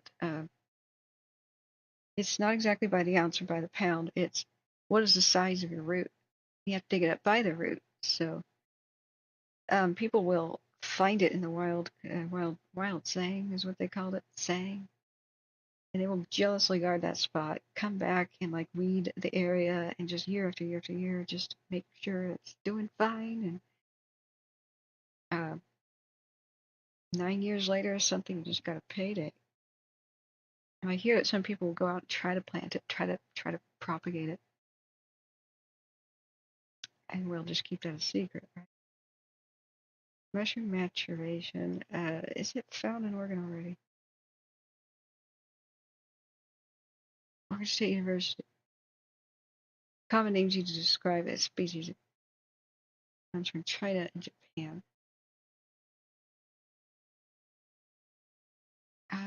It's found in Oregon. These varieties of it, standing out in winter due to their corky or woody texture. I've seen dark red ones. Look, Ganoderma lucidum is considered to be an adaptogen, herbs that help you adapt to stress. I mean, it doesn't eliminate stress, but things that stress you out, it's like, oh, that's not really a big deal. I'll just take care of it. Instead of biting your fingernails off in dread. That's what an adaptogen is. Adaptogenic and anxiolytic herbs. That was the study. Adaptogenic and anxiolytic herbs. What I was struggling to find. Yeah, National Institute of Health study. Oh, that's just ashwagandha. Adaptogenic and anxiolytic effects. It was about all of them. It had a big chart.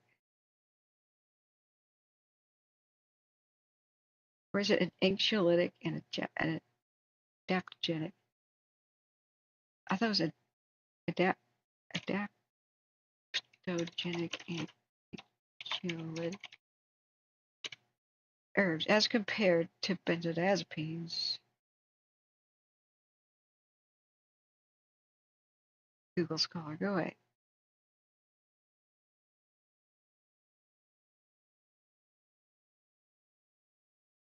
Yes, it's to help.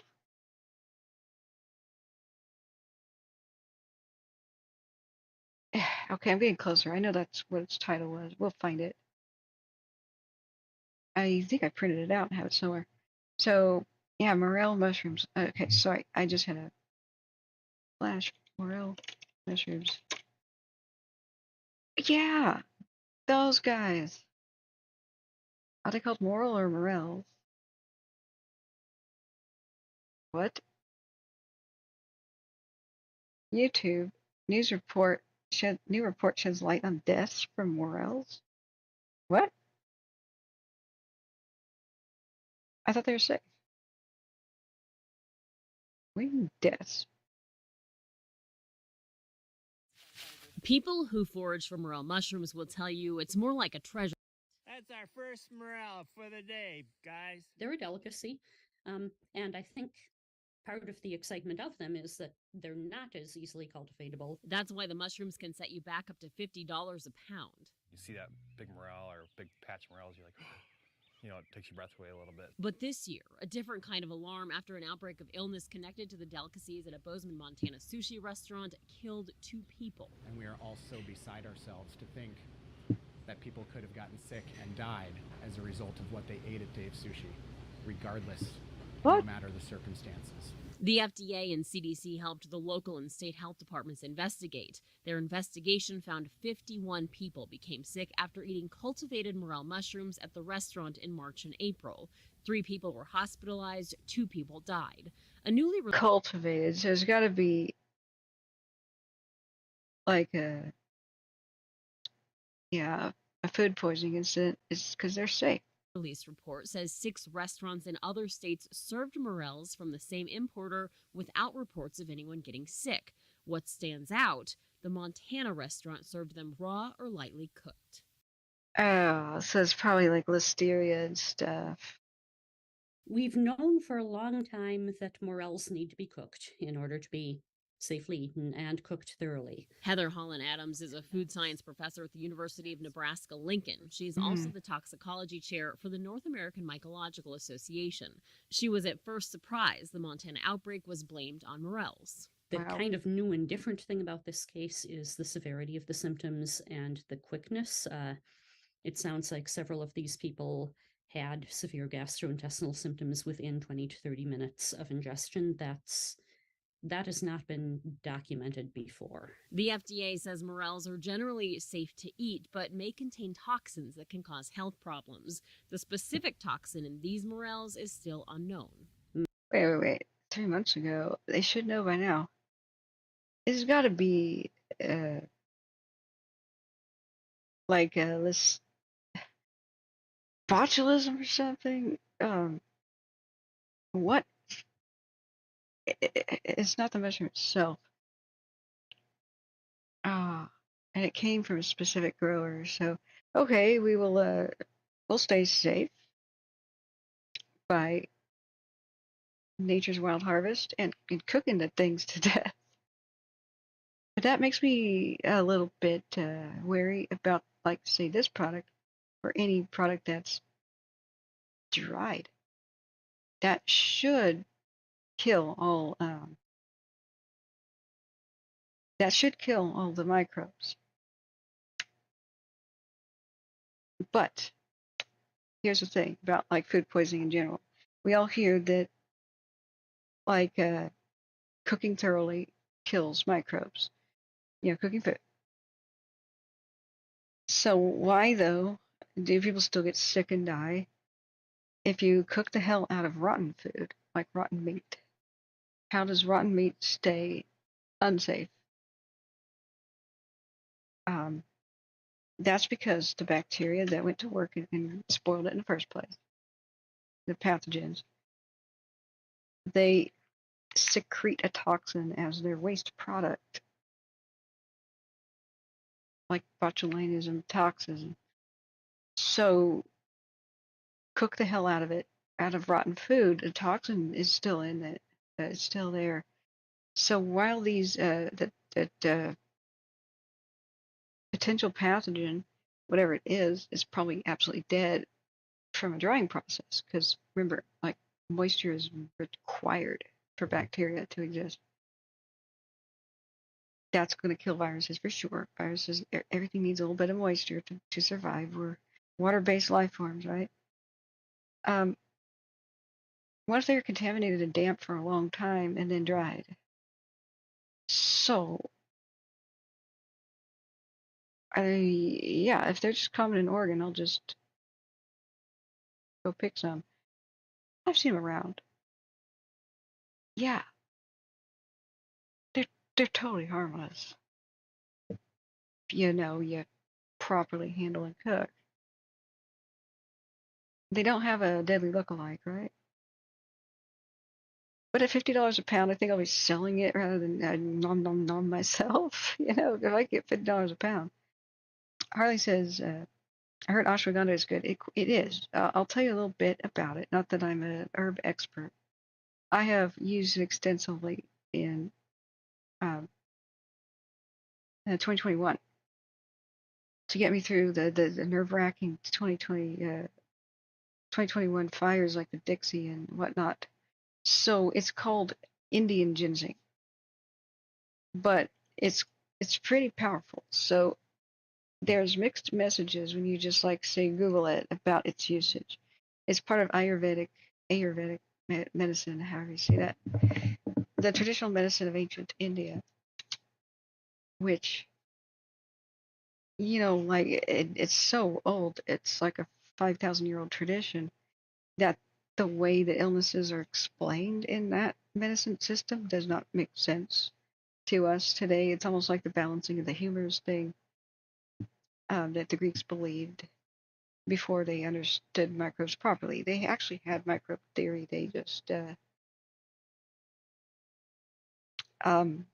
weren't close but no cigar.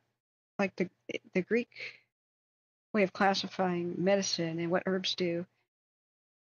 You thought if somebody had fever, they had too much hot. Like the humors were like things like heat and cold in your body, or you had too much blood in your body, or not enough, or you had too much bile and excess of production, or not enough. And the humors were like, well, if you everything that cured a fever, every kind of thing that was good for it, everything that cured a fever was considered cold. If you had a fever, you had too much hot, right? Not Ayurvedic medicine in India has the same kind of thing. They have a little chart with stars and stuff. Now, even though that is not the way disease works, we know you get a fever if you have an infection, or in some cases, like poisoning and the like. It's you don't have a fever just because you don't have enough cold in your body to balance out your heat, right? Even though that doesn't work like that, the way they classified medicine and arranged it to be easy to remember, it still works. Like everything that fought fevers was called a cooling herb in both the Greek medicine, the Western medicine, and ashwagandha. Ashwagandha coming from like ashwagandha being one of the most powerful medicines in the Ayurvedic toolkit, right? So I don't think it's related to ginseng at all, but the word ginseng has power in Asia because it's so beneficial. I've taken energy drinks with ginseng, and I know after a few days that I'm low on ginseng because I've stopped drinking them. It's one of the beneficial ingredients of energy drinks. I don't want to open a debate about overall are they good for you, but on their own, ginseng has been proven good for health, and the Chinese and such are in love with it. So this is an herb of the Indian subcontinent. I'm not even sure what it looks like as a plant, but it's so potent you want to. Okay, it looks like that. Now, Western medicine has heard of Indian ginseng. They're now calling it proper something, because I'm sure you could get in trouble by throwing around the word ginseng and not selling actual ginseng. Trade regulations. But that's its nickname. So it's a powerful adaptogen. but it also does some things like heats up your body. So it's a heater. So if somebody was diagnosed in the Ayurvedic medicine, like somebody is like me, who's generally cold all the time, like I'm wearing a coat and stuff into restaurants in midsummer because I'll sit there and freeze to death underneath the air conditioning when everybody else is fine. It's the curse of having low blood sugar, low blood pressure. We're just cold all the time. So even an ancient person may not understand, an ancient physician may not understand why you're cold all the time, but they would select ashwagandha for you, give it to you, and you get better. You get warmer to the touch, warmer body temperature. You feel more alive and invigorated because what it's doing is one of the things is improving your circulation. And so I felt that was an absolute wow effect where I just didn't have to wear as many layers of clothing around the house. I had a boost of energy. And if I took it too frequently, though, mostly for the calming effect because it helps you address stress, I felt flushed and a little bit way too hot. I would feel my own arm and be like, whoa, my own arm is hot to the touch. I'm the kind of person who always has cold feet, like icy cold toes and stuff. So you could go overboard with ashwagandha. Now, the Ayurvedic physicians, whatever you call them there, like it's alternative medicine for sure, but still very respected in India. This would heat you up, ashwagandha. Just to finish this train of thought. If you had a fever, a cooling herb that lowered your body temperature would, things known to break fevers would be prescribed. And who cares if the system isn't real or not, but it's a great way to remember which herbs do what. For memory aid, there's a lot of herbs to keep track of out there. So I did some research. Like, too many of these places won't tell you what the dose of ashwagandha is. That's what makes me angry. They'll say our specially formulated blend, and it'll just say we have the following ingredients: ashwagandha. It's perfectly married as a stress aid with bacopa or bacopia. Okay, let me just look that up. It's called Calm Now, the product I took. Actually, let's go back to here. Calm Now. It's a cocktail. Like I said,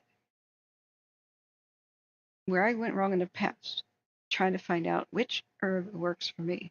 I try them one at a time. Don't really. If you're with a physician, with a dietitian, with a therapist, or somebody who has a doctorate in pharmacology, like I was working with,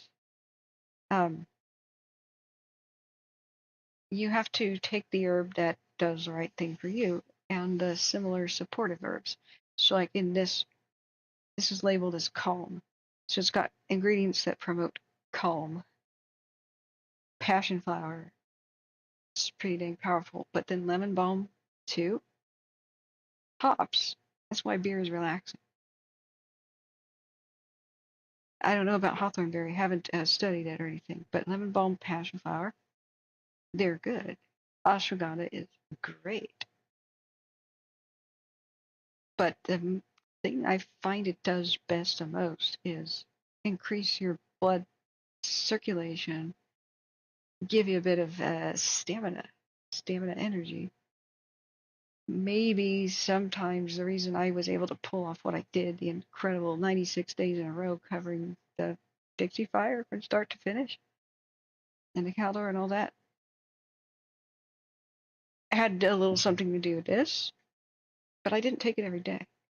Once I began to feel consistently a little bit too hot, a little bit flushed, a little bit weird, I looked it up, and many of the physicians say it's not something you take every day, ashwagandha.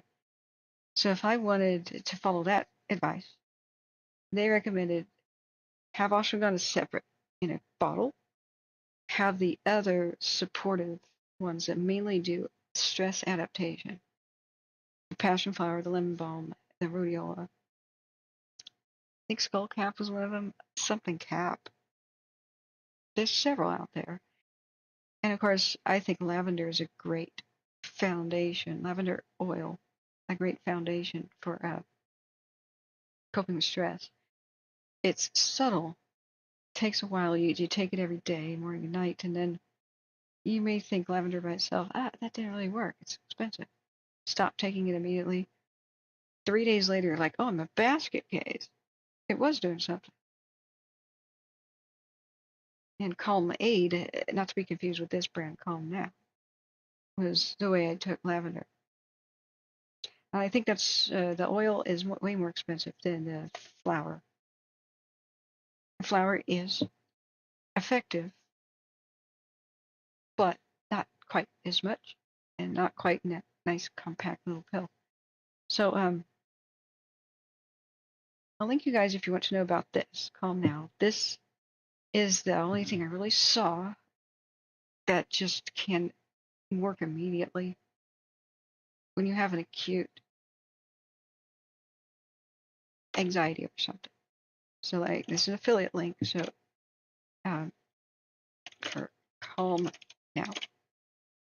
So if you do buy it here from Amazon, I get maybe a 1 or 2% or something kickback from Amazon. Doesn't cost you anything extra. And this is you try it once, it's like $9.25. Oh, that's a super sale. It's usually like $20. Oh, I might want to stock up on that. But it is not like a benzodiazepine. It's not going to floor you where you're just drooling. It will take edge off, though, pretty immediately. Over the next couple hours, you'll start going, okay, okay, okay. Unfortunately, it's got all this B vitamin stuff, and all the others tend to have it too. So you're gonna pee electric colors like neon pee. If it's normal, at least the B vitamins are water soluble, so you'll pee out the excess. I don't know why they have to include 1000% of the daily amount of B1. That too much B can make you feel flushed, and some people even can turn your skin red. Like if you took more than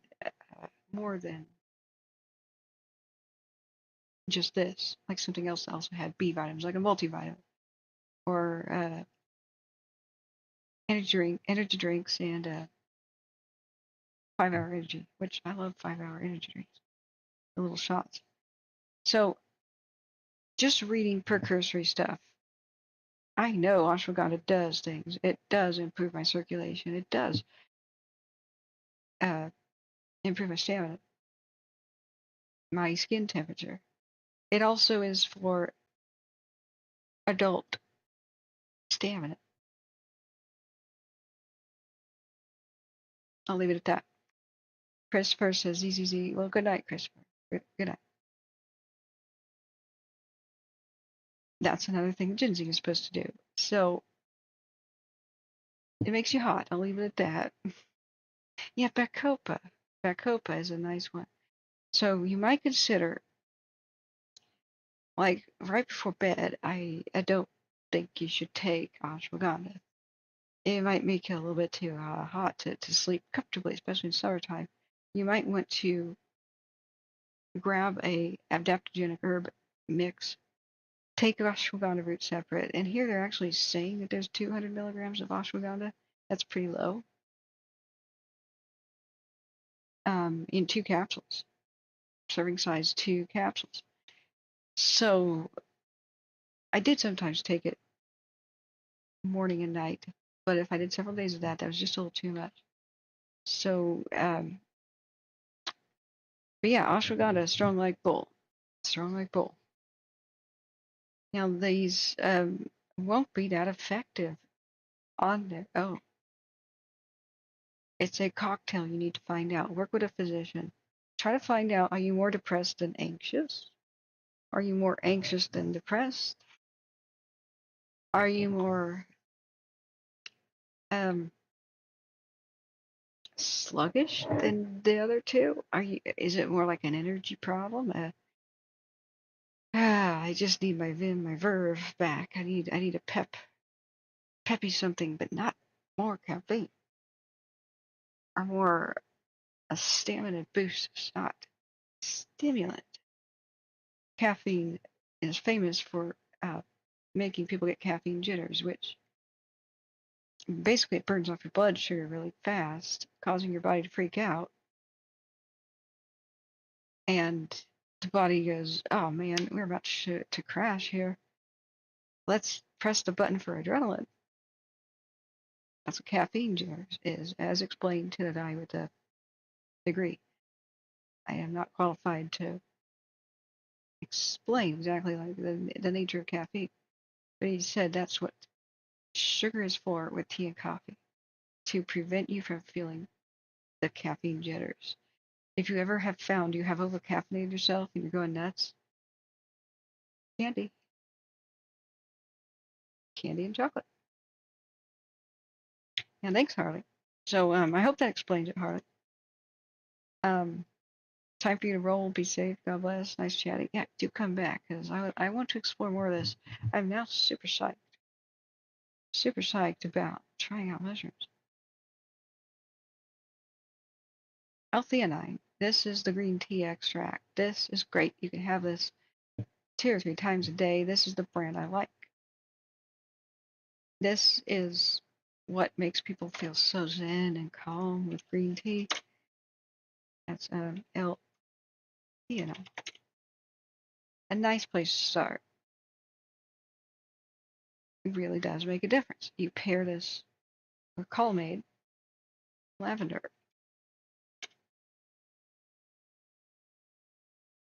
I'm sure there's other brands out there by now, but these soft gels, boy, are these expensive. Boy, are these expensive. Nevertheless, effective, but you can't just take them on occasion. It's just like it's called Aid, different than Calm now. Lavender oil. Like I said, it's 1 in the morning, 1 at night. Sometimes you can just take 1 a day. Depends on things. How stressed you are mainly. But I find it has a light effect on soothing the stomach, making it a little bit less, well, upset with tension and stress stomach, And it'll come on in a subtle way. The longer you take it, the more it builds in your system and the more it starts helping. To the point where you take it for granted, suddenly stop it and realize I'm a basket case. This synergizes so well with L-theanine with a nice, relaxing feeling. Some people say L-theanine is even sedating, like makes you tired. I think it's all in their head. Being calm is not the same thing as being tired. So you'll find a lot of L-theanine paired with caffeine. A lot of people wanting to get an edge on academic tests. A lot of kids are into that these days, doing everything from terrible things to their bodies, like snorting Adderall before a test. They believe it'll give them the edge. As in movies and things like Limitless. No, just my God, no. Just do your homework and relax. And being calm helps you remember test answers, not high as a kite. Now, a lot of those that don't want to go as far as abuse of prescription pills say, what else can be a stimulant before the test? But I can't be a basket case. I'll take L-theanine, that calms me, and I'll take caffeine. That's why I say just avoid those. It's a movie hype thing, and it's for those trying to gain a stimulant thing and try to fight caffeine jitters at the same time. And the answer is just straight up sugar anyway. So I would warn you about taking it with the caffeine. Pill caffeine? Ugh. You accidentally take 2 of these instead of 1, you're going to be a basket case of nerves. But do this instead of matcha. Matcha is so full of lead, you can't tell which ones have lead or not. This matcha stuff, same effect. It's basically L-theanine with most of the effect. It is this craze, this matcha thing. It's like a green tea that's not a green tea. It's like I don't know what they're exactly describing it as. But they found out that a lot of the places is produced as lead contaminated soil, just Japan too, in some spots. They're not testing. This was found out in independent testing. It was a big scandal. I don't think anything is worth the risk of lead poisoning. You'll just damage your brain permanently and/or your families. I mean, there's all this lead poisoning with children, but yeah, their brains are developing and extra sensitive, but it's not good for an adult either. There's no safe levels of lead. And the lead levels in some of the matchas that were sampled, a huge amount, were off the charts, dangerous. To the point where you might want to get tested if you have consumed this product regularly before. Not this particular one, matcha itself. It's not something you can patent. It's round up tea leaves or something. So, yeah. Now, lab tested for integrity. What are they exactly testing for? Make sure. I don't think I would even trust one's labeled lead-free. You're trusting your life, your brain. Whether or not you're a smart person the rest of your life to a label, I just think, just take out the theanine. Just take out the theanine.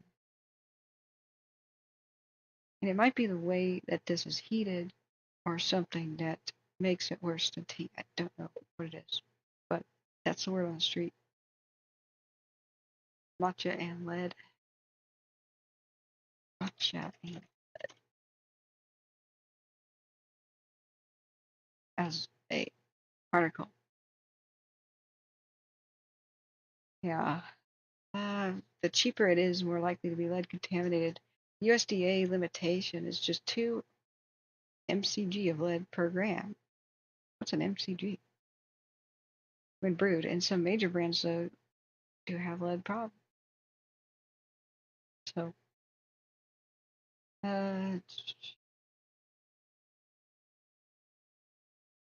let's see. You'll find a lot of pushback against the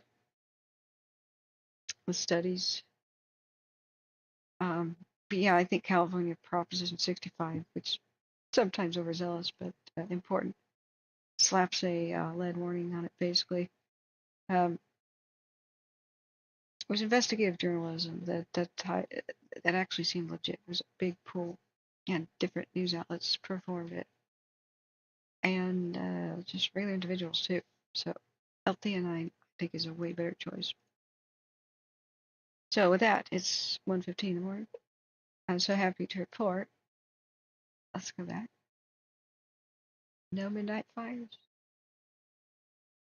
See if there's been an update on the sun. Now, just the one from 6 hours ago. A lovely 80% containment.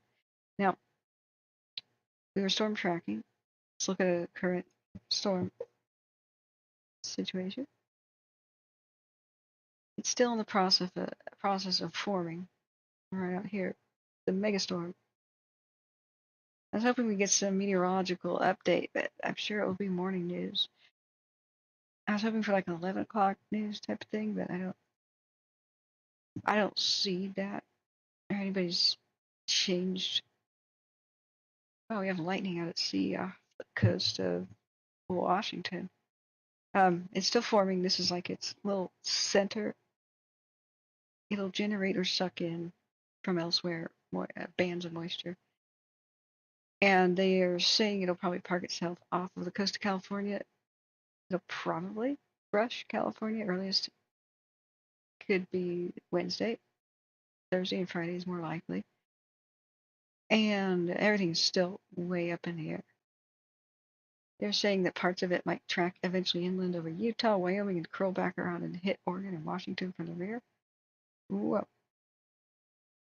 I mean, just days ago they were saying it would just start near Alaska and sweep down the coast of Mexico, just torrentially deluging the west coast. Very different story of today, that it may just park itself here. The worst case scenario is it doesn't give any moisture from Santa Barbara County to San Diego, where it's bone dry. If it parks itself off the coast and generates wind, you can have extreme fire danger for a couple of days before it decides to finally rain on land. And then it decides to finally rain on land, it might be like flash flood type stuff, dumping rain. So we could pray that it'll just send little bits of rain and then a pause of at least several hours before it rains again. A day would be better, so that there's no flash floods, especially fire scars. Even those from 2017, the burn scars are still all over, like the Thomas Fire near Santa Barbara here. But deserts are always prone to flash flooding risk. Now, it may track back up inland and push a lot of moisture up. Some say feet and feet and feet of snow, especially south of Tahoe on the Sierras. Other models are now saying light snow at the very high elevations, 6,000 feet and above. Now, who knows? This is changing by the minute. They threw 25 different models at it, and they all came back with slightly different conclusions. And the Euro versus the, what was it, GFS? I can't remember. Drastically different regarding the amount of precipitation, the amount of rain, the amount of snow. So just hold on to your butts. Just prepare for the worst. Just be prepared for anything, and you won't be surprised by anything. You could be pleasantly surprised. So, and take your mushrooms, and your calm now, and your ashwagandha, and your lavender, and your L-theanine, and whatever your doctor recommends. I've had an extraordinary success. Just a little bit of research, looking up adaptogenic and anxiolytic herbs that help you adapt to stress and are anti-anxiety. Anxiety is my big problem, not specifically depression, although watching fires is pretty damn depressing. I've come to the conclusion I do not have a defect in my brain where I just can't make serotonin or something. I observe a lot of sorrow. So appropriate sadness that is very different than the affliction of depression, where even if you should be happy, you're not. I'm sure I'm affected by that from time to time, but really it's anxiety. Different neurotransmitters will do different things, and different building blocks of those neurotransmitters are what you need to make sure you have in your diet. The L everything, L-theanine, L-carnitine, unless you have herpes, don't take that, cause an outbreak. But L-lysine, wait, not L-carnitine. Anyway, take all the L's except for the one that promotes herpes, right? Those are the main building blocks of neurotransmitters. And, get your omega-3s and those in a row. And now I'm taking again the golden milk for the body pain because it's so wet and damp and cold here now. My bones hurt.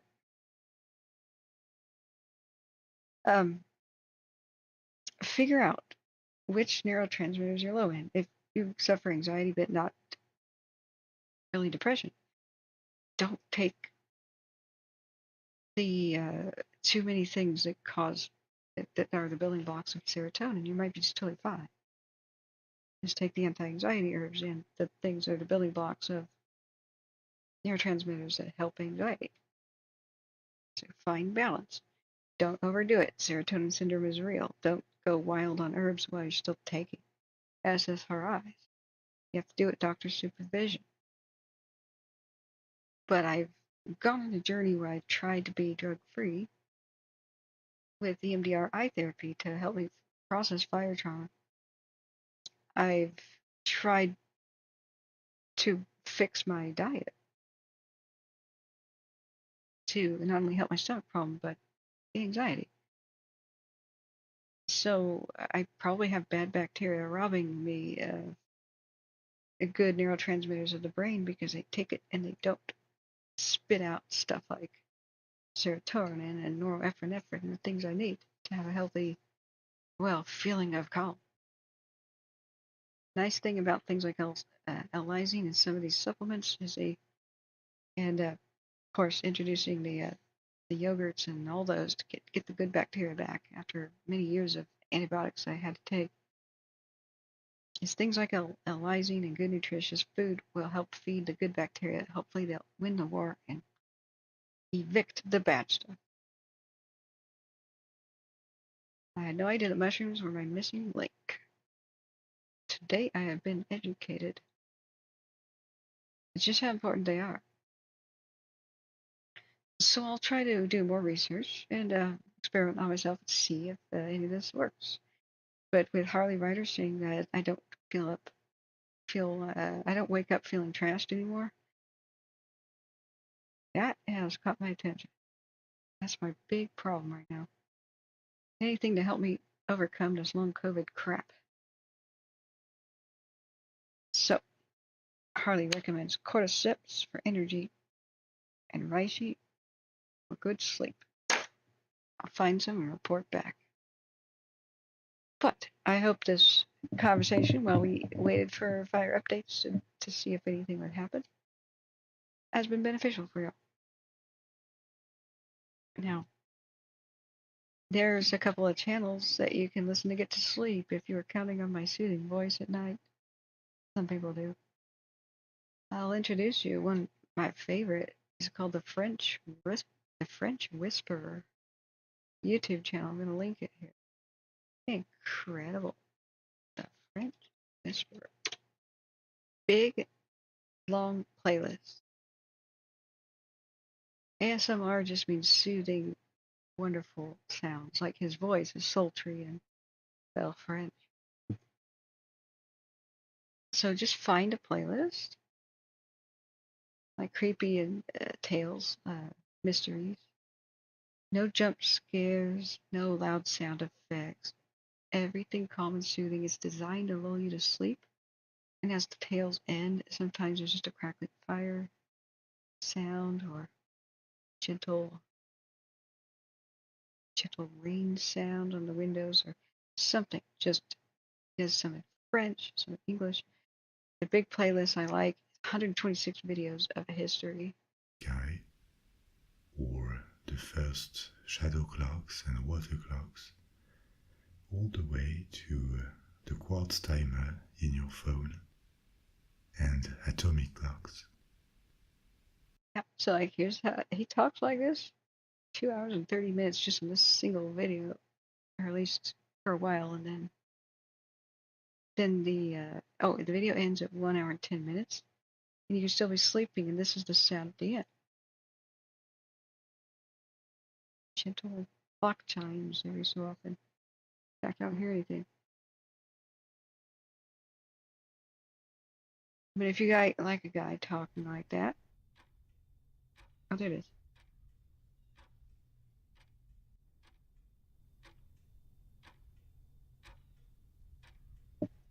Pretty low, pretty almost subconscious. I turn him on at night, and then I just fall asleep. If you have your phone, hit playlists, hit play all, and there's a weird little button that looks like a. I wish it was here to give an example. Here's his channel, a French Whisperer. French Whisperer. On your phone, it'll look like 2 arrows forming a square. That means repeat if it reaches the end somehow. But with 126 videos on the history one, you may not need to hit the repeat button. He'll talk about literature, mythology, mysteries like Bermuda Triangle, and he's not promoting nonsense, he's just explaining folklore. Mostly non-judgmental. So you just learn about stuff. I highly recommend. He'll help you get to sleep. So everybody who needs to sleep right now, I'm going to say goodnight. Thanks for being here. Sorry my stream got interrupted by me messing around with the VPN. Had no idea it would just kill the stream. I've been live for 6 or 7 hours, at least. It's just time to sleep. So let's relax, save our strength, because with this big storm coming, we're going to have our hands full with something. We don't know if it's going to be just pure beneficial, bring an end to California's fire season, the true beginning of the wet season, or a fire crisis before it rains itself out for several days. If it parks itself offshore and just gives us high winds. It's only 23% relative humidity right now at Santa Barbara. That's quite low at night. Quite low. It's bone dry. It's bone dry. But as soon as the rains of November come, the wet season, the snows, finally, even though Santa Ana's could go all the way through January, the risk of having a really big fire would be so much lower. It can happen. Thomas Fire was December 5th, 2017. 7th largest fire in California happened right here. Huge burn scar, still visible. Olive green here is brown. Santa Ana's on December 5th, so that's a type of year where some rains had happened earlier, but they just dried up again. It wasn't truly the start of the wet season yet, it was delayed. I could be covering fires in December. Well, let's hope not. Let's hope we get lucky. Even if we don't have fires, it really may gear up to be a flood season. We gotta prepare. So I'll be here to report on floods too. Especially in Northern California. I would basically be glued to tracking them myself, so why not bring you guys along? Can't help it. Oops. One of my first childhood memories was a damn flood and the horrible sounds on the TV of yeah, yeah, mandatory evacuation. Dams of Oroville, Folsom, blah blah blah. Spill gates open, uncontrolled flood releases. Levees expected to fail downstream on the Yuba, on the Feather, on the Sacramento River, the American River, blah blah blah. Just kept going and on. We had to evacuate many times. Got sick of it, moved to the foothills, then we had fire problems. But California is a land of extremes. Not only extreme weather and danger, but beauty. Beauty. So, hold on to your butts. Pray for gentle rain. SB County says remember the 97 floods? Yeah. Oh, I was right there. I was right there, running around the Yuba, Sutter County area. And I kept trying to call all my relatives. I'm like, hey, I'm visiting from Oregon. Are you guys like in a safe place? And my relatives are like, nope, we're leaving. I'm like, well, where are you going? And they're like, oh, Beale Air Force Base or some other place further west. And I'm like, but I want to be in the foothills. I want to be east. And they're like, oh, you better get your happy little butt across the river before they close all the bridges. Now I'm calling people like, can you drive me across the bridges? Help. Help. I'm a child. I don't know where to go or what to do. I just want to get towards family members in the hills. You had to evacuate from Yuba City. Oh, man. Yeah. Well, it did flood once in the 50s, and Grandma had a lot to say about it. Very sad. All the bridges actually being ripped off their foundations.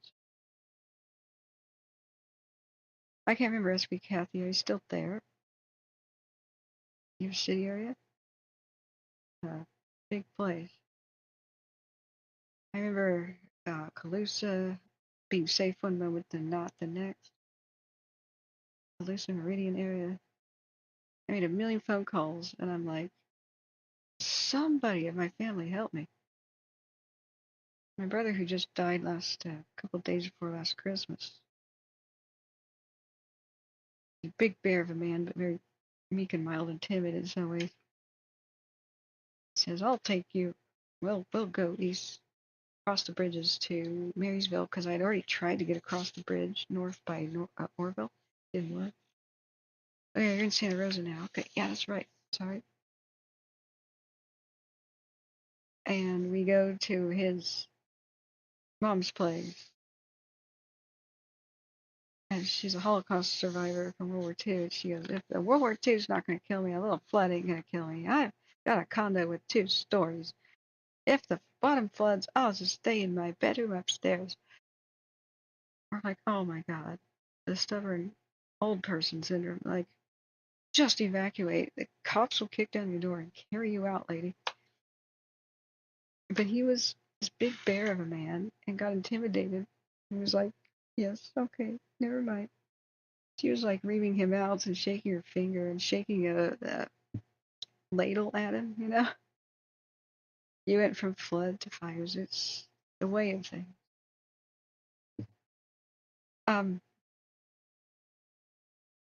California has excellent fertility, excellent weather for the most part. Well, when it's not cycling between extremes. Extreme beauty. The natural wonders unique to the world, Yosemite and Tahoe and volcanoes and big deep water ports for economic prosperity, unlike Oregon and Washington, really. Oregon, Washington, I mean, Seattle, yeah, but they got to go through a whole lot of sketchy navigation to get to Seattle. And nobody likes crossing the Columbia River Bar, the graveyard of the Pacific, for boats, so California gets all the cargo. And then extreme mineral wealth, gold, silver, platinum, a little bit of diamond. There's always a price for it, though. Super volcanoes at the Salton Sea and Mammoth Lake. There's always a price. But, if the government got its beep together and it was, non-corrupt, I'd move back in a heartbeat. If the social problems and others could just be, actually tackled and remedied,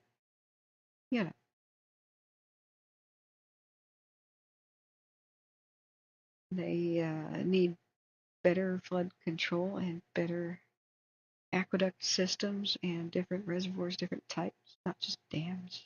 It's partying like it's 1899. But, water storage inside the mountains or funneling it via pressure and big aqueducts to temporary storage sites in Nevada where you could get back over time. They'll take massive projects, but you look at civilizations, the ones that lasted long, mastered the control of water and long distance transportation of water and flood control with water. So we either do that or we fail as a civilization. You have to adapt. Climate changes all the time.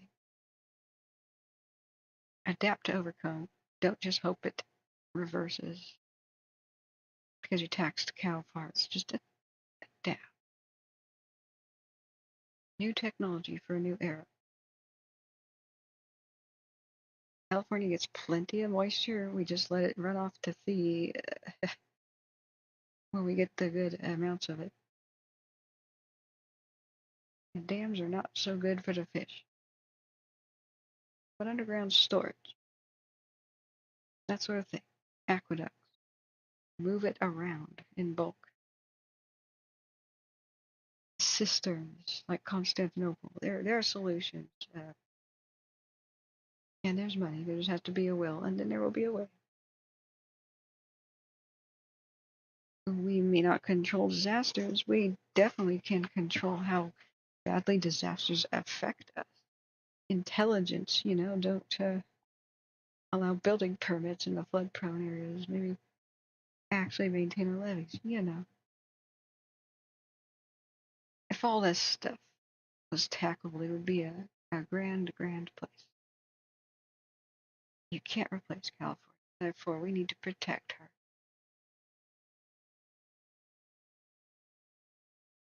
It starts with our decision making and votes. We have more power than we realize. As we actually take it. We're not living in Soviet Russia. We can exercise some choice. We have to just choose that better future. So good night, friends. Good luck. I will try my very best to sleep more, although this has been troubled. It's this nausea.